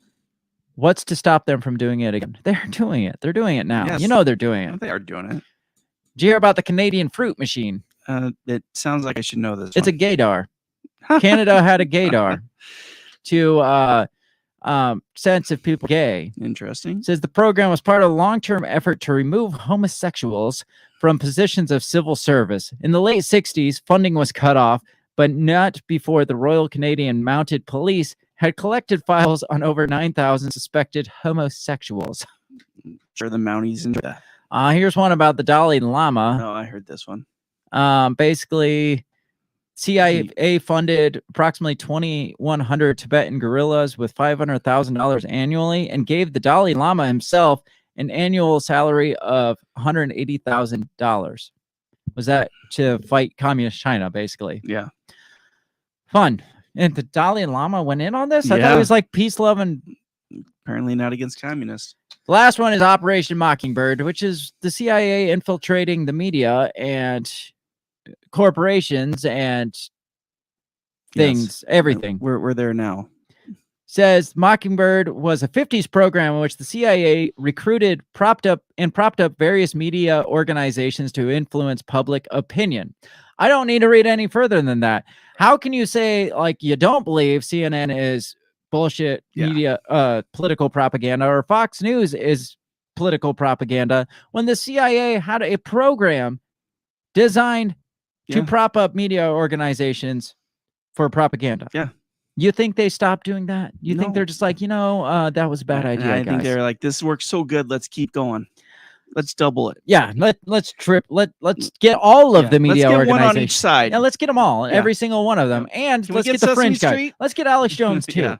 I mean, I could see him being like starting out on his own, and then he got propped up to peddle Like, this. all we want you to do is push the crazy stuff. That's it. That's it. And hard, push it hard, so hard that it's unbelievable. Yeah. Because we don't want we want you to say the truth in such a way that people don't believe it. Yeah, exactly. Yep. So we're well over our time. What do you think of this Alex Jones stuff? This psychology stuff we read, this whole dangerous conspiracy theorist. I mean, it seems like a really big smear campaign against conspiracy theorists. And nobody said anything against conspiracy theorists. I mean, it was one of those things that was just kind of like, like just a joke, right? Until COVID hit. And then all of a sudden, conspiracy theorists became dangerous. Well, Trump started first because Trump partnered up with Alex Jones, and that was dangerous, because he was. And then there's QAnon, which was dangerous. So 2016, I guess, but not very many people took it seriously. Which conveniently is when Alex Jones went way downhill in his ratings. Was from I think 17 onward. Like he crashed through the floor. It's just like, well, you sold to the system, and then that was his appeal. Was he was outside the system, right? Yep. Because those people that follow him, they don't trust the system. So you jump on board with the system that's against the system, but it's still part of the system, and then you expect these people that are anti-system to still follow along. Yes, and I'm sure a lot of them did. Yeah. But a lot of them didn't as well. He done fucked up, Alex. And he started drinking a lot, I think, too. And he went through an ugly divorce, I think. We're out of time. Are we dangerous? Well, first of all, let me ask you this, because the last time we talked about conspiracy theories, I asked you, are you a conspiracy theorist? And you said, no, I'm not. Based on all these definitions and all these examples of conspiracy theories that are supposed to be the fringe, would you call yourself a conspiracy theorist now? I guess I got to. I mean, we are. We have to be conspiracy theorists now. We are. It's like every single one of those. I was like, I mean, it checks the box, right? So yes, I would say yes, and there's no way in hell I trust. Welcome to the club. Anybody? Do I get a T-shirt or one steak of knives? us? One of us. Yes, you've been indoctrinated. You've all been indoctrinated if you've listened so far in the last 2 years. Right. This whole thing has just been a lengthy plot to get Bill to admit that he's a conspiracy theorist. So thank you for joining us for Break the Bell. It's been fun. It is that my mission successful here. So let's move on to bigger and better things then. Bill, you're fired. I'm going to indoctrinate somebody else now. Fair enough. We got to get out of here. Let us know what y'all think. Is Alex Jones legit? Is this protected under free speech? Should he be protected under free speech for the things sensationalism that he does? Yeah, I mean, again, as long as he's not targeting private citizens, yes. I mean, there are people that think soap operas that have been going on for 50 years are true stories, and they follow that as much as somebody would follow Alex Jones. And so again, same with wrestling. People think wrestling is real. That's true.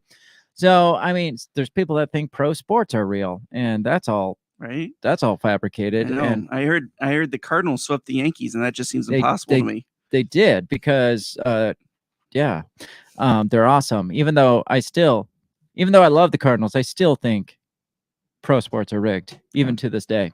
But I'll still watch it just like somebody watches pro wrestling. Exactly. Anyway, let us know what you think. Like, subscribe, comment, leave a comment. We have a Facebook forum called the Breaking the Bell Forum. Join that and have the discussion with us. Otherwise, I spend a lot of time on Twitter. My handle is @BreakTheBellPod. You can come hang out and join the conversation. That's where I put more of my crazy shit is over there, which most people are the other way. They're like, we don't want to be too crazy on Twitter. Right. I like to go balls to the wall crazy on Twitter. That's just what I like. We're on Instagram, we're on Facebook, we're on Twitter. Like, subscribe. Go to the YouTube page that is on all of our social media, and share it, subscribe to it, so that we can build this thing back better. Because we're stealing this from Joe Biden. Yeah. We're Fuck you, we're Joe. taking over. Yep, We're taking it. We're gonna build it back better. Make it bigger and better than it was before, at least to get the domain name that we want. That's all we want. The custom That's all we domain name. want. That's all we care about. Go like and subscribe to that and share it, because we'll love you for it. Otherwise, like I said, next week we will be airing on Tuesday, 7 p.m. Central Standard Time, and we'll have Jose from the No Way Jose podcast. Yes. Who's going to come on, and we're going to talk similar things like distrust in the government. Yeah. We're going to focus specifically on the 90s era, like militia movements and mistrust in the government, and then the Waco and Oklahoma City bombings and the Kurt Cobain death. Sure. All of those things, we're just going to probably see what we can hit on and see if we can come to some conclusion there of what happened, how were we there, how did we get to this point here where we're so far from there. Yes.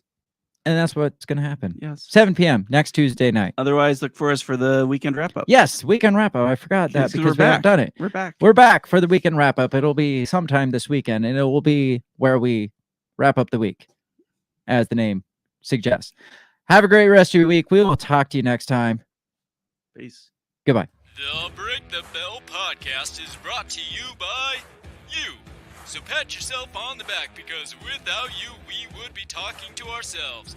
A special thanks to our Patreon members, Justin Zielinski, Remzo Martinez, Stephanie Parker, and T.O. Jacobson. A shout out to our sponsors, Run Your Mouth Coffee, the On the Run podcast, and Goulash Media. If you'd like to help support us, visit patreon.com/breakthebell or buy our garbage at breakthebell.bigcartel.com. Get back here next week and let us continue to invade your ear holes. And as always, never stop talking.